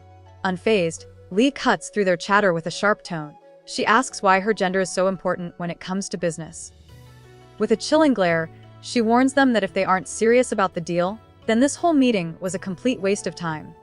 One of the masked nobles suddenly laughs, trying to smooth things over. He claims everyone was just startled to discover their mysterious host was a young woman. From the shadows, Lee is unimpressed, her glowing fuchsia eyes staring him down. She dismisses his words as a lame excuse but accepts his apology to move things forward. Taking full control of the meeting, she tells the nobles they'll be working together for a long time. Then, with a sharp snap of her fingers, she announces she has some entertainment prepared for them. As the entertainment begins, dancers fill the room, captivating the rowdy nobles. One of the masked men excitedly tells the others to choose their favorite performer from the group. Hidden from view, Lee watches the chaos unfold, believing her plan is perfectly on track. She thinks she has successfully calmed the room and taken control. But as she sips from her cup, her hand trembles slightly. A quiet voice suddenly speaks beside her. Lee turns to find one of the dancers standing right next to her. The dancer leans in, pouring Lee a crimson drink. With a slight smile, he points out she can't really drink while wearing her mask. He gets closer, asking if she's disappointed or if he's simply not to her liking. Leah stays silent, her mind racing. She knows exactly who this entertainment is, the infamous Kirkin. They are known for being incredibly strong and nearly impossible to capture, especially adults in their prime. Having them here is a massive, dangerous risk she willingly took for her plan. Lee understands the grim reality of the Kirkin trade. To control the powerful warriors, traders capture them as young. They use brutal methods to break their spirits, making them less likely to rebel as adults. Because of this twisted education, a trained Kirkin is sold for an insane price of gold and jewels. And the biggest, most efficient center for this vile business is none other than her own kingdom, Estia. It's a dark secret Lee has been aware of from the very beginning. Lee sinks into a deep pool of regret. She thinks about all the chances she missed to fight back when she was younger. In the end, she realizes her life isn't so different from the Kirkin warriors before her. Both are treated like objects, their futures decided by others. The man's voice pulls her back to the present. He says he's curious about the face under her mask and imagines she must be beautiful. As he reaches to lift it, Lee sharply swats his hand away. She scoffs internally, convinced he's just following orders to charm her. To Leah, his whole act is completely obvious. Lee stands silhouetted, feeling completely unlike the person she was just moments ago. The scene shifts to a lavish hall, where a new business deal is being announced. A cloaked figure declares they will take 70% of the Kirkin stock, but only after inspecting them first. They refuse to accept any products that don't meet their strict standards. Another merchant questions if an inspection is truly necessary, but the man with Lee turns to her. Since she is the one insisting, he offers to escort her himself, ending with a challenging smirk. The heavy wooden door of a cell creaks open, leading them into a dark corridor. The man shows Lee the grim reality of his business, a terrified Kirkin woman sitting in chains. He coldly states that female Kirkins are the most expensive products he offers. Smirking, he asks if this is enough to prove their quality. After a moment of silence, he turns his full attention to her. Now that they are alone, he challenges her to finally take off her mask. The tense standoff is shattered by sudden violence. The merchant who threatened Lee is gone, leaving only a dark stain on the stone floor. From the shadows, the cloaked figure reveals himself as Ishikan. He tells Lee she did well to be so patient through the terrifying ordeal. Pulling her into a secure embrace, he holds her protectively. With grim intensity, he confesses that he almost lost control and ended everyone there for her sake, whispering her name with a mix of relief and restrained fury. The chained woman suddenly lunges forward in a desperate rage, but she is quickly subdued. As the chaos settles, Ishakan orders his warrior Jenin to get moving. Havan is also on the scene, commanding the others to find and release every captive, certain they must all be gathered nearby. As they search the dark corridors, one of the warriors stops, dead in his tracks. Peering through a set of bars, he sees a group of terrified Kirkin women huddled together. He immediately calls out to the others. "I found them." As the Kirkins take stock, Jenin realizes one captive is missing, likely hidden away somewhere else. Suddenly, the defiant chained woman shouts that she knows where the missing girl is. She explains the girl caused so much trouble she was sent to isolation.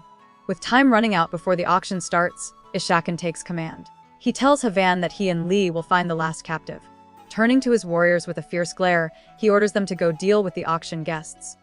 His command is absolute. Lee knows the original plan is totally shot. This was supposed to be a quiet rescue, but she knew Ishakan's involvement meant things would get messy.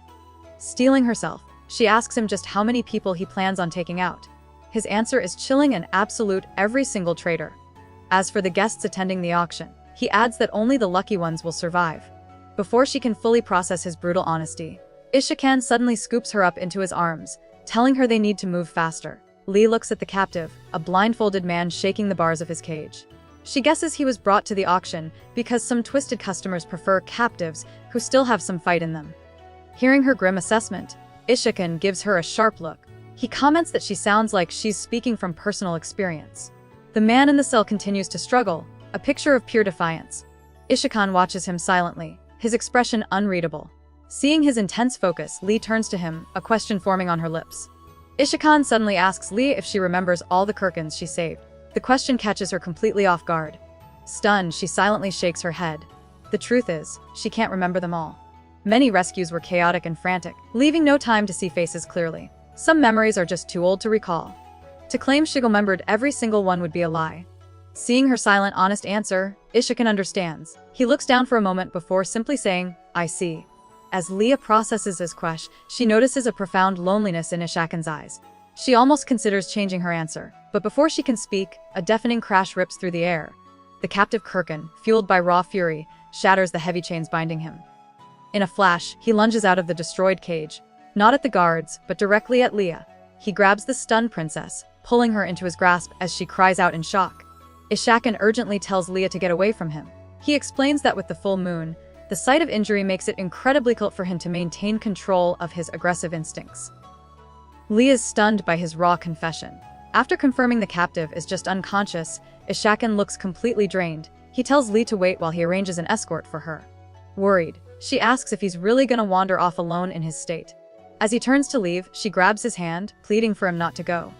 Ishakan lets out a shaky breath, trying to regain his composure. He looks down at Leah, his golden eyes intense, and asks if she truly understands the implications of what she's doing. But the princess doesn't back down. Stepping closer, she answers that she knows exactly what it means. She reminds him that he helped her before. Now, with a determined expression, she declares that she wants to repay the favor and help him through this difficult moment. Her resolve is absolute. Ishakan's voice is low as he asks Lee if she truly understands the implications of her actions. Without a hint of hesitation, she looks up at him and confirms she knows exactly what it means. She reminds him of the last time he helped her, and with unwavering resolve, she declares that she wants to repay the favor. A knowing smirk crosses Ishakan's face. His champagne eyes glint as he asks her a pointed question about her intentions. Lee suddenly stops, her eyes fixed on Ishakan's arm. Wet. She insists, "Let's treat your wound first." She sees the fresh scratches but admits she isn't quite sure how to proceed. With a deep sigh, Ishakan gestures for her to come closer. The princess fumbles with a piece of cloth, trying to tear it into a bandage, but fails completely. Annoyed, she wonders why it isn't as easy as it looked in the book. Ishakan simply takes the cloth and rips a strip off with no effort, handing it to her. As Lee prepares the strip of cloth, Ishakan suddenly pulls her closer.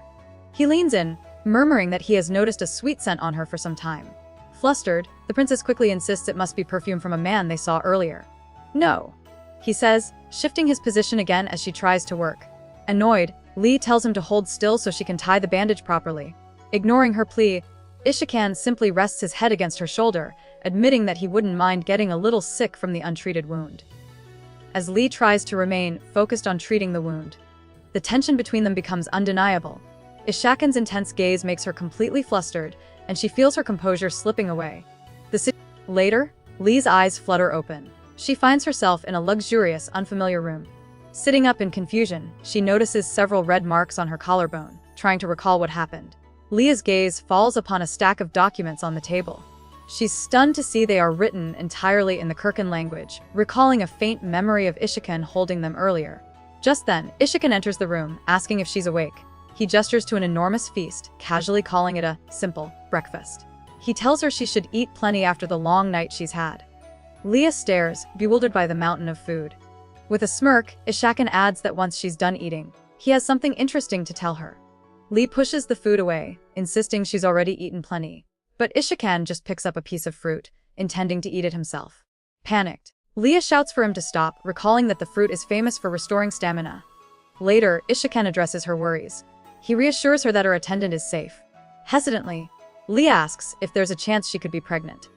Ishikan calmly tells her not to worry, explaining that what happened wasn't the proper Kirkin ceremony. This new information only deepens Lee's confusion about the previous night. Ishikan begins to explain the truth about his people. He asks Leah if she's heard the rumors that Kirkins carry the blood of beasts, revealing his own bloodline is tied to wolves. He adds that their primal instincts are much stronger than those of regular humans. Stunned by this revelation, Leah nervously asks if he actually transforms into an animal. Leah reflects on how everyone dismisses the Kirkins as mere savages, but only because they never bothered to learn the truth. Suddenly, she feels a powerful urge to understand them. This isn't just for political strategy, it's personal. She's curious about the Triton belongs to and the people he leads. More than anything, she wants to learn about Adahim. Her thoughts are interrupted when Ishikan speaks up. He casually mentions that the chaos she caused yesterday will be pretty difficult for her to fix. Leah reflects on the mess Ishikan mentioned, admitting she wanted to destroy those auctions anyway. She remembers how she couldn't protest when only enslaved people were harmed, since nobles always send representatives. Ishikan paces, acknowledging that even though the nobles messed up, they still need to be negotiated with. He then leans in close, a smirk on his face, telling Lee he found information so exciting he couldn't sleep. Curious, she asks what he learned. With a low voice, Ishikan drops a bombshell: the Empress was a gypsy. The disappearance of the enslaved people from the auction becomes a massive scandal across the entire continent. With the supply chain completely busted, the price for any remaining Kirkins skyrockets. Later, while relaxing, Lee reflects on the fallout. She was forced to shut down the auctions she organized, but thankfully, most of the influential traders are already dead. Still, she fully expects scumbags like Margrave Oberd to protest the disruption. But they can't just ignore this anymore. Unlike the last king, Ishikan is a completely different kind of leader. Lee reflects on Ishikan's character. She understands now that he feels a profound responsibility for his people. If Estia had continued enslaving Kirkins, he would have never come to the negotiating table. Her thoughts are briefly interrupted by the sound of maids arguing over a stolen dress, but she tunes them out. Her mind returns to the bombshell Ishikan dropped. The Empress is a gypsy, she remembers him saying. Suddenly, his voice cuts through her thoughts. Do you want me to tell you more? Startled, Lee looks up to see him standing right there. Ishikan smirks, telling a stunned Leah he'll share more details the next time they meet. Flustered, she asks what he's talking about, but he simply calls it a good excuse for them to see each other again. With that, he confidently walks away, leaving her speechless. Later, as Lee walks through the palace, the massive implications of his secret crash down on her. If the queen is secretly a gypsy, the entire royal family's legitimacy is a lie. This bombshell wouldn't just cause a scandal, it would directly challenge Crown Prince Blaine's right to the throne. Leah sighs, realizing she needs more details from Ishikan. Noticing her distress, Melissa asks if meeting him again is safe. Lee suggests Melissa accompany her, and the loyal lady immediately agrees to be her lookout. Taking the princess's hand, Melissa reaffirms her trust, believing there's a good reason for this risky plan. She tearfully begs Lee not to bear her burdens alone. Later, Melissa finds the princess sleepless and offers her help, worried about her health after 2 restless nights. Lee dismisses her, insisting she's fine and must remain perfect. Worried, Melissa offers her a special calming potion, explaining it helps noblewomen through intensely stressful situations. But Leah's mind is in a dark place. She refuses the drink, grimly thinking she won't need it since she plans to die after the wedding anyway. Despite her despair, she turns and thanks Melissa for her unwavering loyalty. As the two hold hands, Leah resigns herself to her fate. Suddenly, the silence is broken by a door creaking open. The figure in the doorway is her fiancé, Margrave Oberd. His eyes scan her appearance, and he seems visibly impressed. "Wow, princess," he says with a smug look. Instead of shrinking away, Lee holds her ground. With a calm and steady voice, she turns to face the Margrave directly, asking if they can speak privately. The very next day, the tense first round of negotiations between Estia and the Kirkins officially begins, raising the stakes for everyone inside the palace walls. The tense negotiations kick off with 3 nobles representing Estia and 3 Kirkin delegates. Lee observes the room, noting that neither side brought guards. Just as an Estian minister begins the meeting, Ishikan interrupts him with a sharp, "Wait." Leaning forward with a smirk, he announces he wants to talk to the princess first. The Estian nobles are thrown into chaos. One angrily questions his audacity, while another jumps up to thank him before being told to sit down. Amid the confusion, Lee sighs, deciding she must speak up. With everyone watching, Ishakan addresses Lee first, saying it's an honor to finally speak with the princess he's heard so much about. Leaning forward with a confident smirk, he asks her how it feels to talk directly with him. After a brief, tense pause, Leah calmly replies, "It's nice." Pleased with her answer, Ishakan thanks her. But Leah quickly pivots back to business. Taking control of the negotiations, she declares she will now state Estia's official proposal. Her first point is a major one. Estia promises to hand over every single Kirkan slave. Lee continues with her second offer. Estia will lend its western territories to the Kirkans indefinitely, along with all the profits from the land. But Ishakan looks completely unimpressed. With a bored expression, he asks, "Just that?" His casual dismissal confirms Lee's fears. She knows that this offer, while attractive, isn't enough to stop a nation bent on war. To prevent a full-blown invasion, she needs to present something as valuable as the kingdom itself. As the tension hangs thick in the air, Leah realizes there is only one option left. With her back against the wall, Leah plays her final, desperate card. She reminds Ishakan she's engaged to Margrave Oberd, and that marrying a princess gives a man the right to inherit the throne. Ishakan's eyes narrow as he puts the pieces together, asking if she truly intends to make Oberd the next king. With ice in her veins, Lee confirms it. If the Kirkans don't sign the peace treaty, that is exactly what will happen. In reality, it's a calculated bluff she'd already used to keep the Margrave quiet. After a tense silence, Ishakan suddenly agrees. He accepts all of Lee's terms and declares he will sign the peace treaty. Lee is completely floored, wondering what he's planning. But there's a catch. Ishakan says the Kirkans will need proof of trust from Estia's side. With a sly smile, he suggests that a marriage is the best way to strengthen their bonds. Then he drops the ultimate bombshell: he wants to take Princess Leah as his bride, leaving the entire room in stunned silence. With everyone in the room completely shocked, Ishakan leans forward, a calculating smirk on his face. He has masterfully turned a political weapon marriage against her. Enjoying the chaos he's created, Ishakan breaks the silence with a simple, devastating question. "What do you think about that?" The pressure is now entirely on Leah.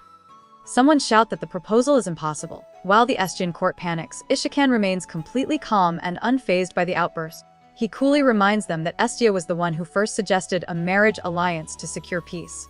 Before the argument can escalate further, Lee cuts through the noise. She proposes they end negotiations for the day, giving everyone time to process the shocking new terms.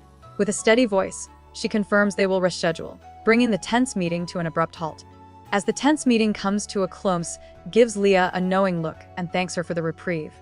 Later, as heavy rain pours over the Grand Palace, Lee walks alone on a balcony, feeling the immense weight of the situation. Overwhelmed, she wonders what she should do now. Her thoughts are interrupted when Ishakan appears beside her. Pushing aside her current worries, Lee realizes she must first ask him about Queen Sardina. The political games are getting more complicated by the minute. Startled by his sudden appearance, Lee almost stumbles right into Ishakan. He quickly steadies her, warning her to be careful. Her mind races, wondering just how long he'd been standing there waiting for her. Instead of answering her unspoken questions, Ishakan simply gives her a knowing look. He breaks the silence by asking where they should go now. He then leads her away from the rainy balcony and into a massive, echoing hall within the palace known as the Room of Glory. The grand space is eerily empty. Ishakan explains this is the Room of Glory, a place to pray for Estia's future. But for Leah, it's a room of frustration. The grand statues make her feel small and trapped. Suddenly, Ishakan reaches out and swiftly unpins her hair. Her long, platinum locks tumble down her back, finally free from the tight, formal style. Leah freezes, completely stunned by his bold move. Surrounded by the cold stone figures, she can only stare as Ishakan watches her with his intense, glowing eyes, breaking all the stuffy palace rules without a second thought. Ishakan gently touches Lee's face, calling her honey. He asks if she's eaten, and she quietly tells him she only had half a plate of salad with peaches. Ishakan looks shocked at how little food that is. He suggests they sit, but Lee points out there are no chairs in the grand hall. Without missing a beat, Ishakan sits on the base of a large statue. He looks up at her, patting his lap and telling her she can sit right there. Hesitantly, she sits down with him among the cold figures. As Leah sits awkwardly on the statue base, Ishakan tells her she's too far away and might fall. He pulls her closer, steadying her on his lap. He then leans in and whispers, asking why she dressed so beautifully today. Flustered, Leah squirms and tells him to stop, complaining that it tickles. Suddenly, Ishakan pulls out a massive cookie from his coat. He reminds her of their promise, insisting that she has to eat everything he gives her. Surprised, Lee takes the cookie, remembering their earlier conversation about her meal. Lee takes a hesitant bite of the massive cookie, and her eyes widen in surprise. It's delicious, sweet, and soft, nothing like the bland food she's used to. Ishiken then offers her another piece before taking a bite himself. He leans in close, asking why she won't eat more, but Lee insists that she's already full. Changing the subject, she asks him how he discovered a secret about the queen. Ishiken simply holds the cookie up to her again, promising to answer only after she finishes the entire thing. Lee holds the massive cookie, her mind racing. A part of her knows she shouldn't eat it if she wants information from Ishiken, but the taste was too good. Once she started, she couldn't stop herself. Ishiken watches with a knowing smirk as she devours the entire thing. Stunned, Lee realizes the cookie is gone. A deep, forgotten hunger suddenly surfaces, and she admits to herself that it's getting harder to ignore. She finds herself desperately wanting more, a feeling she hasn't allowed herself to have in years. Leah's newfound hunger sends her spiraling. She panics, realizing this isn't just about food anymore. She can't keep acting this way around him. Seeing her distress, Ishiken simply holds out his hand and tells her to come here. He gently pulls her forward and she tumbles into his arms. Completely stunned, Lee can only whisper his name. Ishiken holds her close, reassuring her that it's okay. He tells her that if she is still hungry, she is allowed to eat more. His gentle gesture is a stark contrast to the coldness of her own family. Trying to regain her composure, Leah pushes the conversation back to business. She looks at him and asks if he will finally tell her the secret she needs to know about the queen, still hoping to get something out of this encounter. With a confident smirk, Ishiken finally answers her question. He reveals that some people in the Kirkan tribe can use magic, and he used their help to uncover the secret. Leah is stunned, immediately connecting this to the magic used by the gypsies. He confirms they share this trait but drops another bombshell. The Kirkans and gypsies are bitter rivals, constantly in conflict. Ishiken explains that when he saw the queen earlier that day, he instantly knew the truth about her hidden connections. Lee struggles to process this bombshell, asking Ishiken why he didn't say anything when he first discovered the queen's secret. He casually explains that he was busy and saw no reason to interfere at that moment. His cold logic makes her flinch. Ishiken then reveals his own angle. He states that the queen must have her own hidden cards to force Lee's marriage to Margrave Oberd. Therefore, he needs his own set of cards to play as well. Leah is left completely speechless, confused by his motives and his sudden involvement. Leah reflects on Ishiken's sheer strength of will.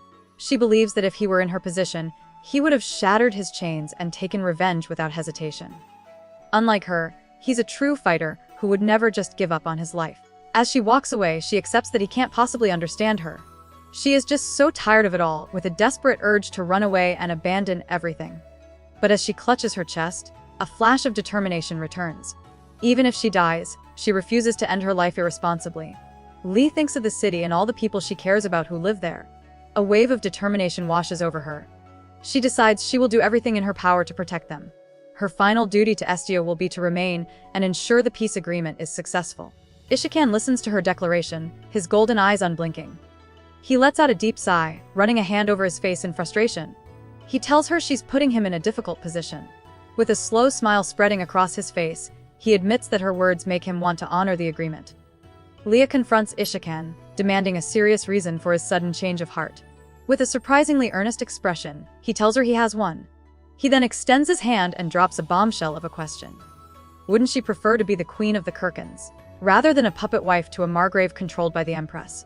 Leah is completely startled by the offer. As she looks at his unyielding gaze, the gravity of his words sinks in. He isn't bluffing or teasing her. He is genuinely asking her to be his queen. Leah's mind races, trying to make sense of his proposal. She reminds herself that Ishiken lied during their first encounter. It would be logical for him to deceive her now, using her to get secrets about the Empire. This could all just be a brilliant political ploy. However, as he gently holds her hand, her rational thoughts begin to crumble. If it's all a trick, then why does she find herself wanting to believe his words so desperately? She's completely torn between her cautious mind and her hopeful heart.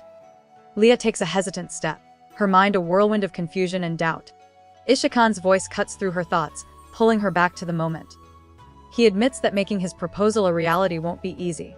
Leaning in, he gently reminds her that once the peace agreement is signed, everything will be set in motion. The final decision, he tells her, is hers alone. He asks her what she truly wants to do, putting the power completely in her hands. Leah struggles to find her voice, completely overwhelmed by his proposal. Seeing her hesitation, Ishiken asks a piercing question. Does she still want to die? He presses her, if she genuinely believes that's what's meant for her.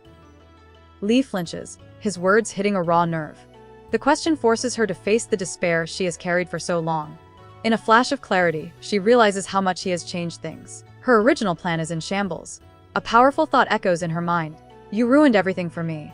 Lee reflects on how Ishikan's unwavering determination completely destroyed her original plans. Despite knowing she shouldn't say it, and that she might regret it, she can't hold back the truth any longer. She finally admits that she doesn't want her life to end this way. As tears stream down her face, she makes a powerful declaration, crying out that she doesn't want to die. In a moment of pure, raw emotion, she finally confesses her deepest desire: she wants to live. The carriage rumbles down a winding forest path, taking them further from the capital. Stopping for a moment, Ishikan stands atop a large rock, surveying the land as the sun sets. He strikes a match, bringing a small flame to life. His gaze drifts as he remembers his own past, recalling a time when he, too, felt completely abandoned. He understands her struggle more than she could possibly know. Ishikan then discusses about a recently rescued Kirkin. The Ishakan notes that its good is coming of age ceremony can finally happen, admitting his own was what forced him to mature. He flashes back to his youth, remembering his own terror over a potential forced marriage. Snapping back to the present, the Haven sees Ishikan's troubled expression and correctly guesses he's worried about Princess Leah. Meanwhile, with the succession in question, the slimy Margrave Oberd is already acting like he owns the throne. Haven voices his concern about Margrave Oberd, who believes he can seize the throne using his military, wealth, and connection to Estia's royal family. But Haven knows there's an even bigger problem: the Empress. He asks Count Bartlein what he plans to do about her and her followers, who are known to deal in sorcery. The Count realizes the deep-seated brainwashing they've used must be incredibly powerful. He concludes their sinister plot didn't just target the old king, it's far more widespread than they imagined. Ishakan makes a critical decision, ordering Haven to summon Morga. Havan is stunned, protesting that bringing Morga to the palace will compromise their current mission. But Ishikan is resolute. He declares that this new matter takes absolute priority. A thoughtful expression crosses his face as he admits he's found himself wanting to grant their request, hinting at a much bigger plan already in motion. The scene shifts to Crown Prince Blaine, out for a hunt with his grandfather. The old man scoffs at the savage Yaman tribe, mocking what he calls their lolly origins, and claiming they chase animals without proper tools. As he speaks, Blaine spots a deer drinking from a stream. The prince calmly draws his bow and lets an arrow fly, striking the animal instantly. His grandfather is thoroughly impressed, calling the prince's cold-hearted shot magnificent. After his successful hunt, Prince Blaine gives a chilling order to send the deer's body directly to the Empress's palace. A small smirk plays on his lips as he realizes that hunting with his grandfathers might be a good move after all. Filled with a new sense of purpose, he decides he'll confront his mother himself about her plans. He strides confidently down a grand hallway and plants himself firmly in front of a massive door, ready for a showdown. The queen opens her door, looking surprised to find her son, Prince Blaine, waiting for her. She blames the side effects of sorcery for taking so long to answer. Blaine is lounging on a sofa inside, his expression cold and unimpressed. He asks how Lee could have possibly entered, knowing exactly what she was doing. Unfazed, the queen just smirks, coolly replying that at least she isn't wasting his valuable time. Her nonchalant attitude makes it clear she feels no shame for her actions. Blaine coldly asks his mother why she's using sorcery, even suggesting she should do the same to Leah. The queen dismisses the idea, saying it's unnecessary. She mentions the upcoming hunting festival, confident the Kirkins will try to find her. Been impressed, Blaine interrupts with a chilling question. If he were to put her on a pyre, would she still praise him? The queen's response is immediate and unsettling. She calmly assures him that she would, stating she'd gladly offer her life if he was the one who needed it. The queen embraces her son, her voice full of twisted devotion. She tells her beloved Blaine that he is the one who will wear the crown, showing her absolute commitment to his ascent. The scene shifts to the day of the hunting festival, where sprawling grounds are filled with tents. Princess Leah arrives early, looking around the quiet area and wondering where everyone is. Just as she stands alone, a deep voice calls out her name, catching her by complete surprise. The voice belongs to her brother, Prince Blaine, who asks if she brought what he requested. Leah nervously hands him a simple handkerchief she grabbed from the palace. Tying it to his wrist, Blaine asks what prize she wants him to win for her today. He playfully suggests deer antlers or a fox tail, then teasingly offers to hunt a wolf. Leah flinches, firmly telling him no wolves. Instead, she quietly asks for a fox. Blaine agrees without hesitation, promising to catch the biggest one just for her before riding off. As Blaine's horse gallops away, Leah is left with a deep sense of unease, desperately hoping the hunt goes smoothly. But her mind isn't on the prize he promised. Her thoughts drift to another handkerchief, a special one she had secretly prepared for Ishikan. Regret fills her as she remembers she never got the chance to give it to him. Clasping her hands tightly, she wonders if she will ever see the powerful Kirkin king again, his confident smile flashing in her memory. Just as Lee wonders if she will ever meet Ishikan again, a strong arm snakes around her waist, pulling her back. She freezes, her heart pounding in her chest as a hooded figure holds her close. A deep voice whispers hello, right next to her ear, sending a shiver through her. The man's grip is firm as he leans in and says her name, Lee. Her eyes widen in disbelief. It's him. The king of the Kirkins has appeared out of nowhere, right when she was thinking of him. The king of the Kirkins is holding her in the middle of the palace grounds. Before she can even speak, Ishikan pulls her deeper into the shadows, his presence overwhelming her. He lowers his hooded head, his intense gaze fixed on her. Her heart pounds in her chest as he closes the distance between them, leaving her breathless with anticipation. The moment is charged with unspoken tension. Lee lands on a couch, her face flushed and her thoughts a complete jumble. Across from her, Ishikan asks with a sly grin if he startled her. Although her heart is racing, she can't deny she's intrigued.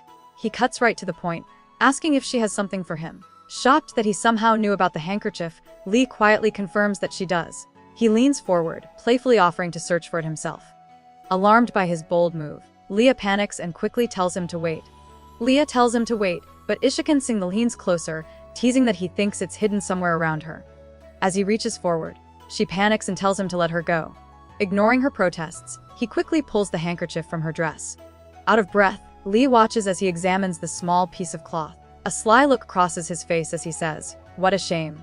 He then touches her skirt, and the fabric instantly begins to tear and disintegrate around his hand, leaving Lee completely stunned. Ishikan leans in close, telling Lee they're running out of time. He explains them he met with Prince Blaine, challenging him to a direct competition to set things straight. Lee questions if that's the only reason he came. Ishikan admits that a man in love is willing to do stupid things. He gently holds her face, telling her to look only at him. He then offers her a small biscuit, promising he'll be able to sort things out with the royal family soon. He tells her to just wait for him. Clutching the biscuit, Leah wonders if his words are true. Flustered, she grabs his cloak, demanding what he meant by his confession. Ishikan simply looks down at her and says she's unbelievably cute. He pulls her into a firm hug, wishing they had more time together, but explaining that he must leave. Before he departs, he warns her not to be alarmed when a man named Morga arrives. He explains that Morga is a powerful Kirkin who is skilled with magic, leaving Lee utterly stunned by the sudden news. A mysterious Kirkin, likely the magician Morga, appears holding a small bottle. He muses that today is the perfect day to show off his abilities. Meanwhile, another Kirkin named Haven is having a terrible time. His fortune warns him about a day filled with violence and advises him to control his anger. Just as someone tells him to watch his step, it's too late. Haven trips and slams face first onto the floor. Clutching his head in total frustration, he groans that his bad luck is especially strong today.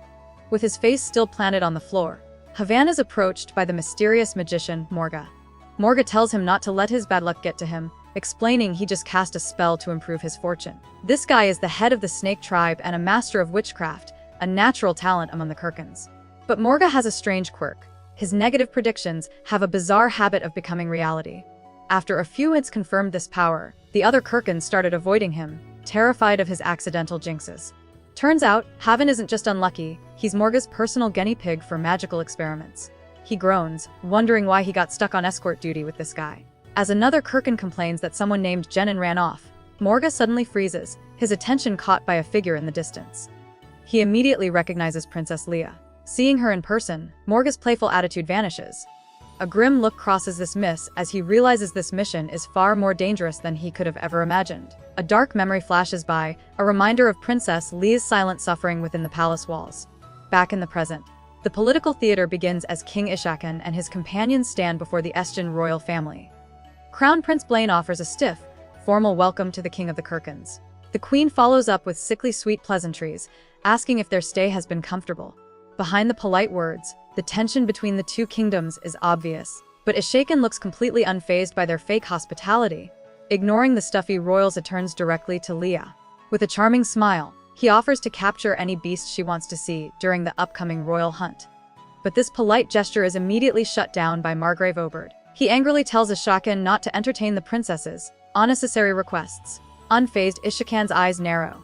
He challenges the Margrave directly, asking what he's so afraid of. Leah calmly steps in, telling her fiancé that Ishiken wouldn't want something that already has an owner. Hearing this, Ishiken smirks. This hunt, he decides, is going to be fun. Blaine forces a smile, claiming he's looking forward to the hunt. Nearby, Leah looks concerned, but Queen seems thrilled by the drama. As the hunting dogs begin to bark ferociously, Ishiken makes his entrance on a powerful black horse. Blaine watches him with disdain, thinking he looks like a beast riding a beast. The tense silence is shattered as a spear suddenly whistles through the air, signaling the explosive start of the royal hunt. The games have officially begun. The hunt erupts into chaos. Fueled by rage after seeing a particular handkerchief, Blaine loses control of his horse and charges wildly through the forest. An arrow suddenly flies through the forest, striking a wild boar and dropping it to the ground. Blaine, still recovering from his accident, realizes a different arrow had already hit the beast. Trying to curry favor, he nervously tells his men to announce that the crown prince made the defeated. But Ishiken overhears the entire exchange. With a confident smirk, he looks directly at the flustered Blaine and calmly contradicts him. He declares that the laws belongs to no one, publicly exposing the lie. Away from the chaos, Ishiken and Blaine ride together through the sunlit forest. He brings up a rule he was taught: never want something that belongs to someone else. But then, he completely flips the script. He challenges him, asking what would happen if she wasn't an object, with an owner in the first place. Stunned by his directness, Blaine asks him to explain. Ishiken just smirks, telling him to take his words at face value. He's planting a seed, challenging him to see himself. Ishiken continues his profound thought, believing Leah has never truly belonged to anyone. He sees her not as an object, but as a person whose choice is entirely her own. As they ride, Blaine questions his intense focus, warning that the princess would never choose him. With a shocked expression, Ishiken confronts Blaine, asking if he's considering a marriage within the family, leaving himself speechless. Queen calls out to a distant Princess Leah, breaking her out of a deep thought. When she asks what's wrong, Leah apologizes for being so quiet. The Queen reassures her, blaming her preoccupation on the recent negotiations. But as Lee clutches her chest, feeling a strange anxiety, Queen's comforting tone vanishes. She scoffs, calling the idea of aligning with the Kirkans ridiculous from the start. With a sneer, she dismisses them as vulgar savages, causing Leah's hand to clench tightly in silent agreement. Suddenly, it all clicks for Leah. The Queen never wanted this peace treaty. But why? The princess realizes it's all a political play to secure the throne for her son Blaine. If the Queen truly wanted peace, she would have assigned the powerful Ishkan to negotiate, not a lesser noble like Oberd. It's clear her deep-seated prejudice is driving her to savage her own kingdom. As this devastating truth sinks in, with a cold expression, the Queen looks down at Lee and asks if she's gained weight. The cruel question hangs in the air, leaving the princess stunned. The Queen continues her veiled threats, warning Leah not to disappoint her and insisting she call her mother. This triggers a painful memory for Leah, who recalls always feeling like a small, powerless child in her stepmother's presence. Just as the oppressive atmosphere settles, a royal guard bursts onto the scene, shouting that there's an urgent, serious matter to report to Her Majesty. The urgent matter is the Crown Prince. Deep in the forest, Crown Prince Blaine has Ishaken cornered, his bowstring pulled taut. He dares the man to keep talking. But suddenly, a calm voice cuts through the tension. It's Ishaken. With a smirk, he challenges Blaine, asking if he really thinks he can release the arrow. He taunts the prince, calling him a mere child wrapped in his mother's skirts. Enraged, Blaine loses his composure and lets the arrow fly, striking the Kirkan warrior. Ishaken is furious. Without hesitation, he grips the arrow. Glaring at the prince, he asks if he's ever accomplished anything on his own. Suddenly, a Kirkan warrior appears, warning Blaine that he has no one to protect him here. Ignoring the chaos, Ishaken raises his own bow. He coolly tells the prince to continue, if it's death he truly desires. Before Prince Blaine can react, a powerful force yanks him clean off his horse. He crashes hard onto the forest floor as Queen screams his name in alarm. Before the prince can recover, a figure descends on him, delivering a swift, brutal strike. Queen lets out a gut-wrenching scream, her face twisted in pure horror. Standing before her, Ishaken casually dismisses the incident as an unfortunate accident. The enraged Queen can only glare back, speechless with fury. Tears of rage stream down the Queen's face as she hisses that they'll regret this.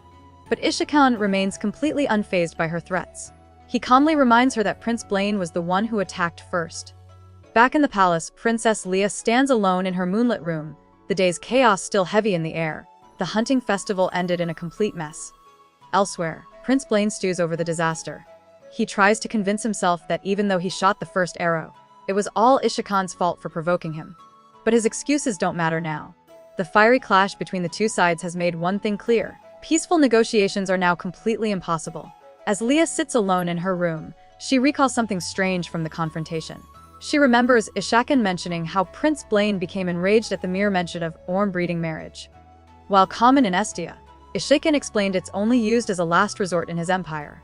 The princess gasps, realizing her family hides this fact like a shameful secret. With the peace agreement in shambles, she wonders what will become of the tax reforms and the kingdom's future. Just then, a sharp knock sounds at her door, startling her. To Lee's shock, the visitor is Ishakan, standing right outside her balcony. Before she can even move to open the door, he swings it open himself. He strides in and asks if she's had dinner yet. Without giving her a moment to process, he pulls the stunned princess into a firm embrace. He tells her they're going to find something delicious to eat, making it clear she's coming with him. Leah is left completely speechless by his sudden and bold appearance in her private quarters. Still held in Ishakan's arms, Leah notices him wince. He admits his shoulder hurts, cheekily adding that he rarely gets injured but has been hurt twice today because of her. He leans in, asking if she feels guilty. His solution: she can make it up to him by having dinner. Leah's mind races. With negotiations destroyed, the Kirkans will leave soon. She realizes their time is limited. Soon, her life will return to the suffocating norm. The thought gives her pause as she considers his bold offer. Ishakan tells Lee that everything is ready. He lays out the grim reality. The Kirkans will be expelled soon because Estia can't risk their empire for failed negotiations. He then makes a shocking offer, telling her to come to the desert with him. Looking her straight in the eye, he asks her to be his bride. He describes the unimaginable beauty of his kingdom, with its miles of golden sand. Stunned by the sudden proposal, Leah stands silently, lost in thought as she considers his words. Ishakan continues his stunning proposal, painting a vivid picture of his home. He tells a speechless Lee that his kingdom is not just sand. An image flashes through her mind of a beautiful city by the sea. He describes a lush, green meadow hidden deep in the desert where her favorite flowers are always blooming. He promises she could even plant new ones. In his kingdom, she would be treated like a queen and have everything her heart desires, finally free from her suffocating life in Estia. Lee struggles with his unbelievable proposal, thinking his promises are just sweet lies. But despite her doubts, she can't fight her feelings any longer. She throws her arms around him, admitting to herself that she likes him, regardless of what might happen. Ishakan holds her close, confessing in his mind that he has liked her since the moment they met. He has thought about her every single day since that first encounter. Looking down at her with fierce determination, he promises he will make his words a reality. Leah reflects on her time with Ishakan. He helped her learn to like her shattered self and broke the chains that had bound her for life. For a moment, she truly wishes she could escape to his desert of golden sand. But reality crashes down. As a princess of Estia, she believes such freedom is impossible. Ishakan looks down and quietly apologizes. He then challenges her perspective, asking if she ever thinks her own thoughts are a little weird. Ishakan presses on, his voice sharp. He lays it all out: her absolute dedication to Estia, her twisted plan for revenge against the royal family, and how she chose self-destruction over confrontation. He calls her entire mindset strange. Leah is stunned by how angry he is, wondering why he cares so much. She thinks to herself that her entire life has been dedicated to her kingdom. She clutches her head, the agony making her believe she might actually be dying. Seeing her suddenly collapse, Ishakan panics and shouts her name. He immediately pulls her into a protective embrace, trying to reassure her that everything will be okay. Holding her trembling form, Ishakan is consumed by a deep regret. He looks down at the suffering princess and wishes desperately that he could have found her and saved her from this torment much sooner. Still holding Leah, Ishakan gives her a moment to recover. He tells her to take her time and think before they have to leave. He then lays out her bleak options: remain a puppet princess for Estia or become the Margrave's wife. But he offers a third, radical path: what if she became the queen of the Kirkans instead? He suggests it would be way more fun. He urges her to choose for herself for once. With a confident smirk, Ishakan declares that he knows she's going to miss him, leaving her speechless. As Ishakan departs, he is firm in his conviction, determined to make his words a reality. Left alone with his proposal echoing in her mind, Leah is completely stunned. A deep blush spreads across her face as she processes his confident declaration. To her own shock, she is forced to admit that he was absolutely right. She finds herself already missing him, both during the day and late into the night. Ishakan studies Leah, his gaze intense. He asks if she truly realizes the weight of what she is asking of him. Leah simply shakes her head, insisting it's fine and that he doesn't need to know her reasons. Afterward, Ishakan's tone is firm. He tells her he doesn't believe she would make this request of any other man. He looks directly at her, declaring that from this moment forward, things between them have fundamentally changed. He claims her for himself. Holding a cookie, Leah reflects on Ishikan's profound influence on her. It's not just about the food. He's helped her find a sense of calm and control over her turbulent emotions for the first time. The princess realizes she can barely remember how she managed to survive her suffocating life before he appeared. It feels as if Ishikan has completely shattered every barrier she had built around herself, changing her world entirely. Lee's mind races, replaying every strict lesson from her suffocating royal upbringing. She was always taught that giving in to her own desires was improper, and that true connection was reserved only for her husband. But in this moment, every rigid rule she was forced to live by begins to crumble. Ishikan tells Lee that he has now left an undeniable mark on her life. He wants her to remember this encounter clearly, a direct challenge to the future her family has planned for her. From now on, whenever she is back in her room, surrounded by the suffocating palace rules, she will be reminded of him. The memory of this night is meant to be her secret act of rebellion. It is a source of strength and freedom that her captors can never take away from her. Ishikan's intense gaze is fixed on Leah as he runs a hand through his hair. He firmly tells her never to forget this encounter. He wants this experience to become a permanent part of her, a secret source of strength she can draw upon when she returns to the suffocating confines of the palace. Ishikan finalizes the plan, giving Lee the perfect alibi. He tells her to just say she was forced into everything, kidnapped against her will. This story would protect her from any blame and preserve her honor. He assures her that she can tell everyone she was coerced. Leah realizes that Bakan has truly stolen her away. She considers his offer and imagines a future she never thought possible, a new beginning, free from her past. For a moment, she pictures a life with him, filled with a happiness she has never known. But even with this potential freedom right in front of her, she hesitates. Lee struggles with herself, wondering why she can't simply accept the help he is offering, feeling trapped by her own fears. Lee calls out to Ishikan, admitting that she's hungry. She realizes they never even ate dinner. Ishikan gently chides her, saying she should have spoken up sooner. He offers to take her to the Kirkin Palace for a proper meal, promising to have her back before sunrise. But the princess is completely drained from the day's events. Overwhelmed and exhausted, Lee simply murmurs that she's sleepy, too tired to think about another adventure. Ishikan suddenly produces a massive feast out of nowhere. Since Lee is completely drained, he simply tells her, "I'll feed you." The princess admits she's so tired she can't even hold a spoon. He gently helps her eat, but her exhaustion is hitting hard. She starts drifting off mid-meal.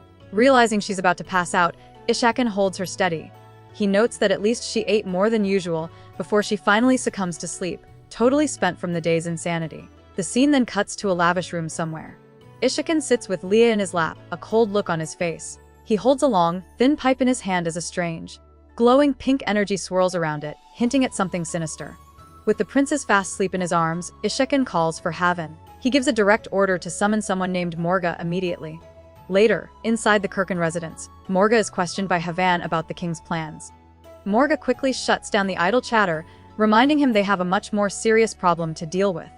He says Ishikan's condition was already bad the last time they saw them, and it can't be allowed to get any worse.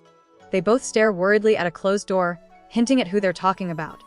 Morga, with tinted glasses and a face tattoo, enters the room, formally greeting Lord Ishikan. Behind his shades, his eyes widen slightly as Ishikan introduces the sleeping woman in his arms as Princess Leah Vestia.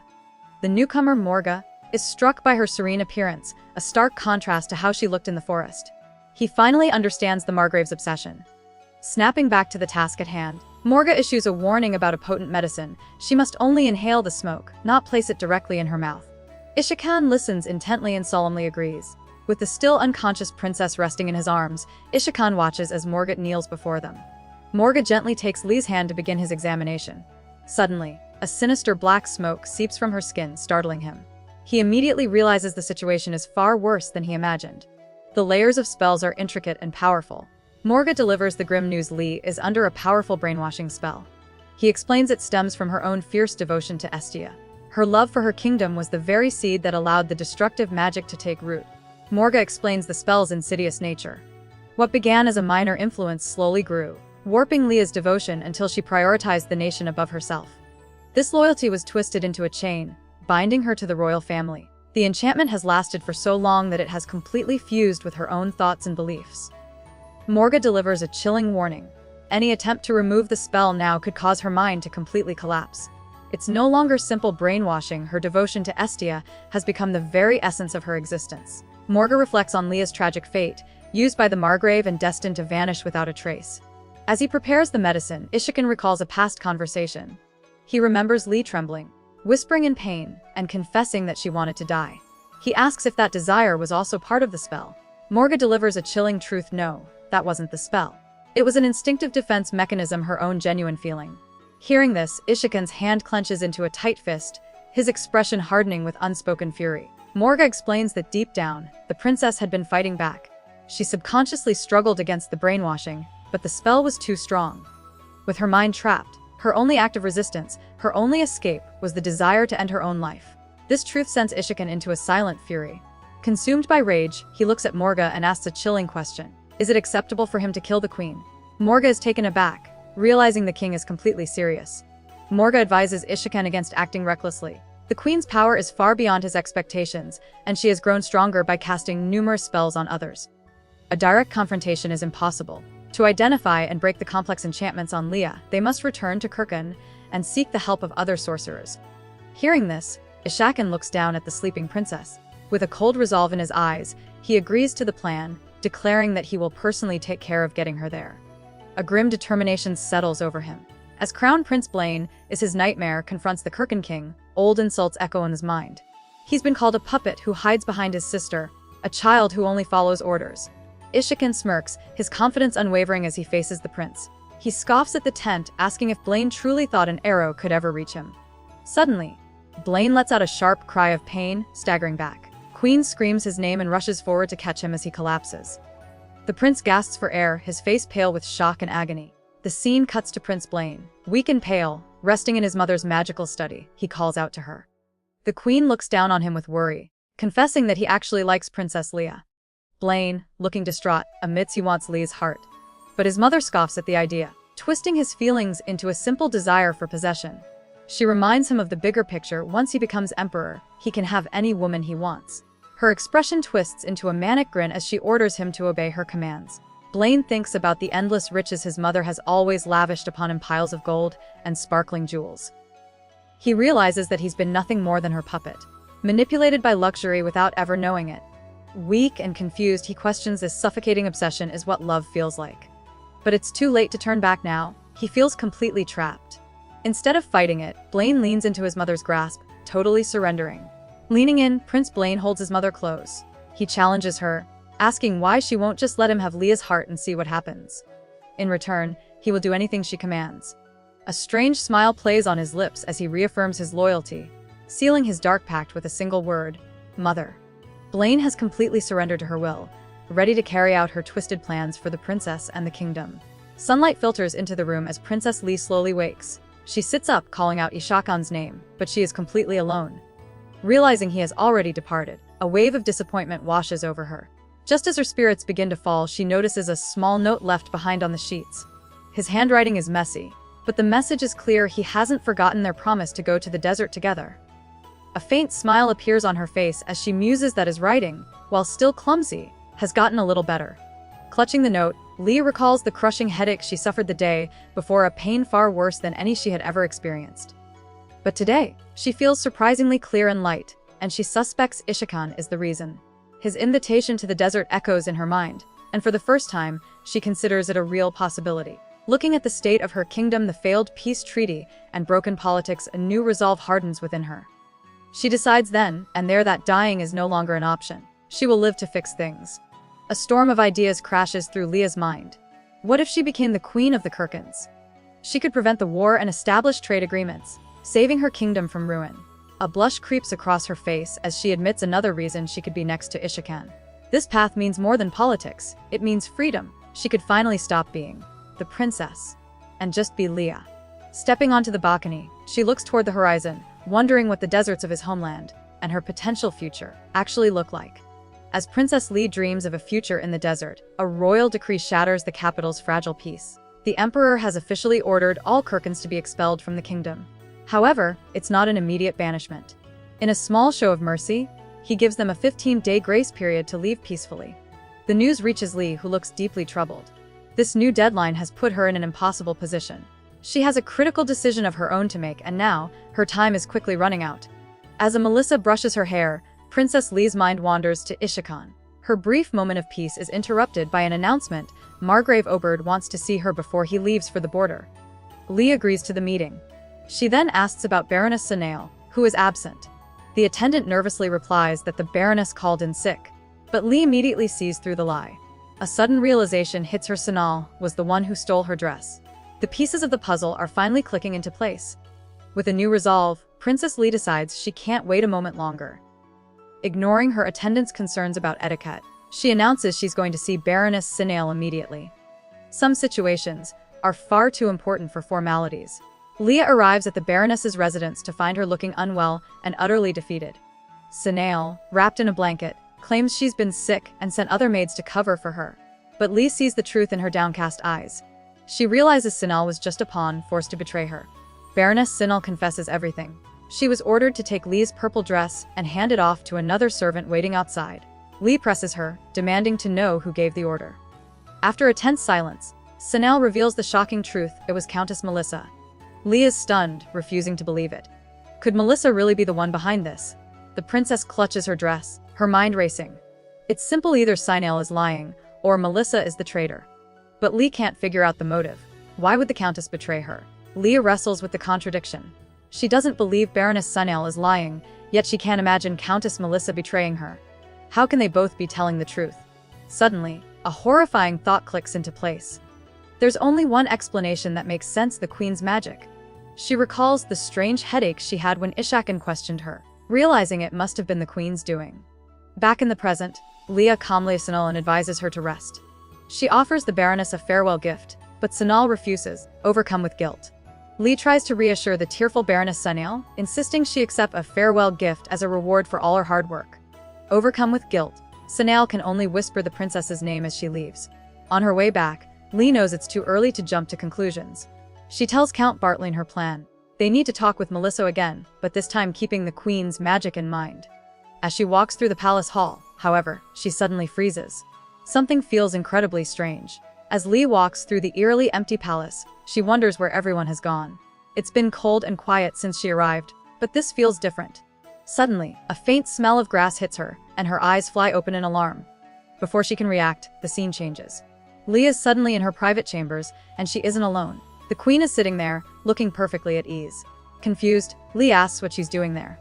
The Queen just smirks, questioning if it's really so strange for a mother to visit her daughter.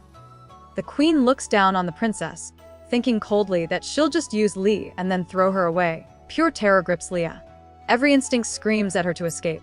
She lunges for the door, desperately trying to pull it open, but she's not fast enough. A hand grabs her from behind, yanking her back with brutal force. Her dress tears as she's violently restrained. Lee lets out a horrified scream, but the Queen just watches with a cold smirk as the pearls from her outfit scatter across the floor. An invisible force slams into Leah, and she crashes to the floor as a nearby vase shatters beside her. The Queen looms over her, mockingly commenting on how much this seems to be affecting her. She reveals her fury, explaining that a savage sorcerer has just erased 4 years of her magic from the princess's mind. With her long-term control broken, the Queen needs a new plan.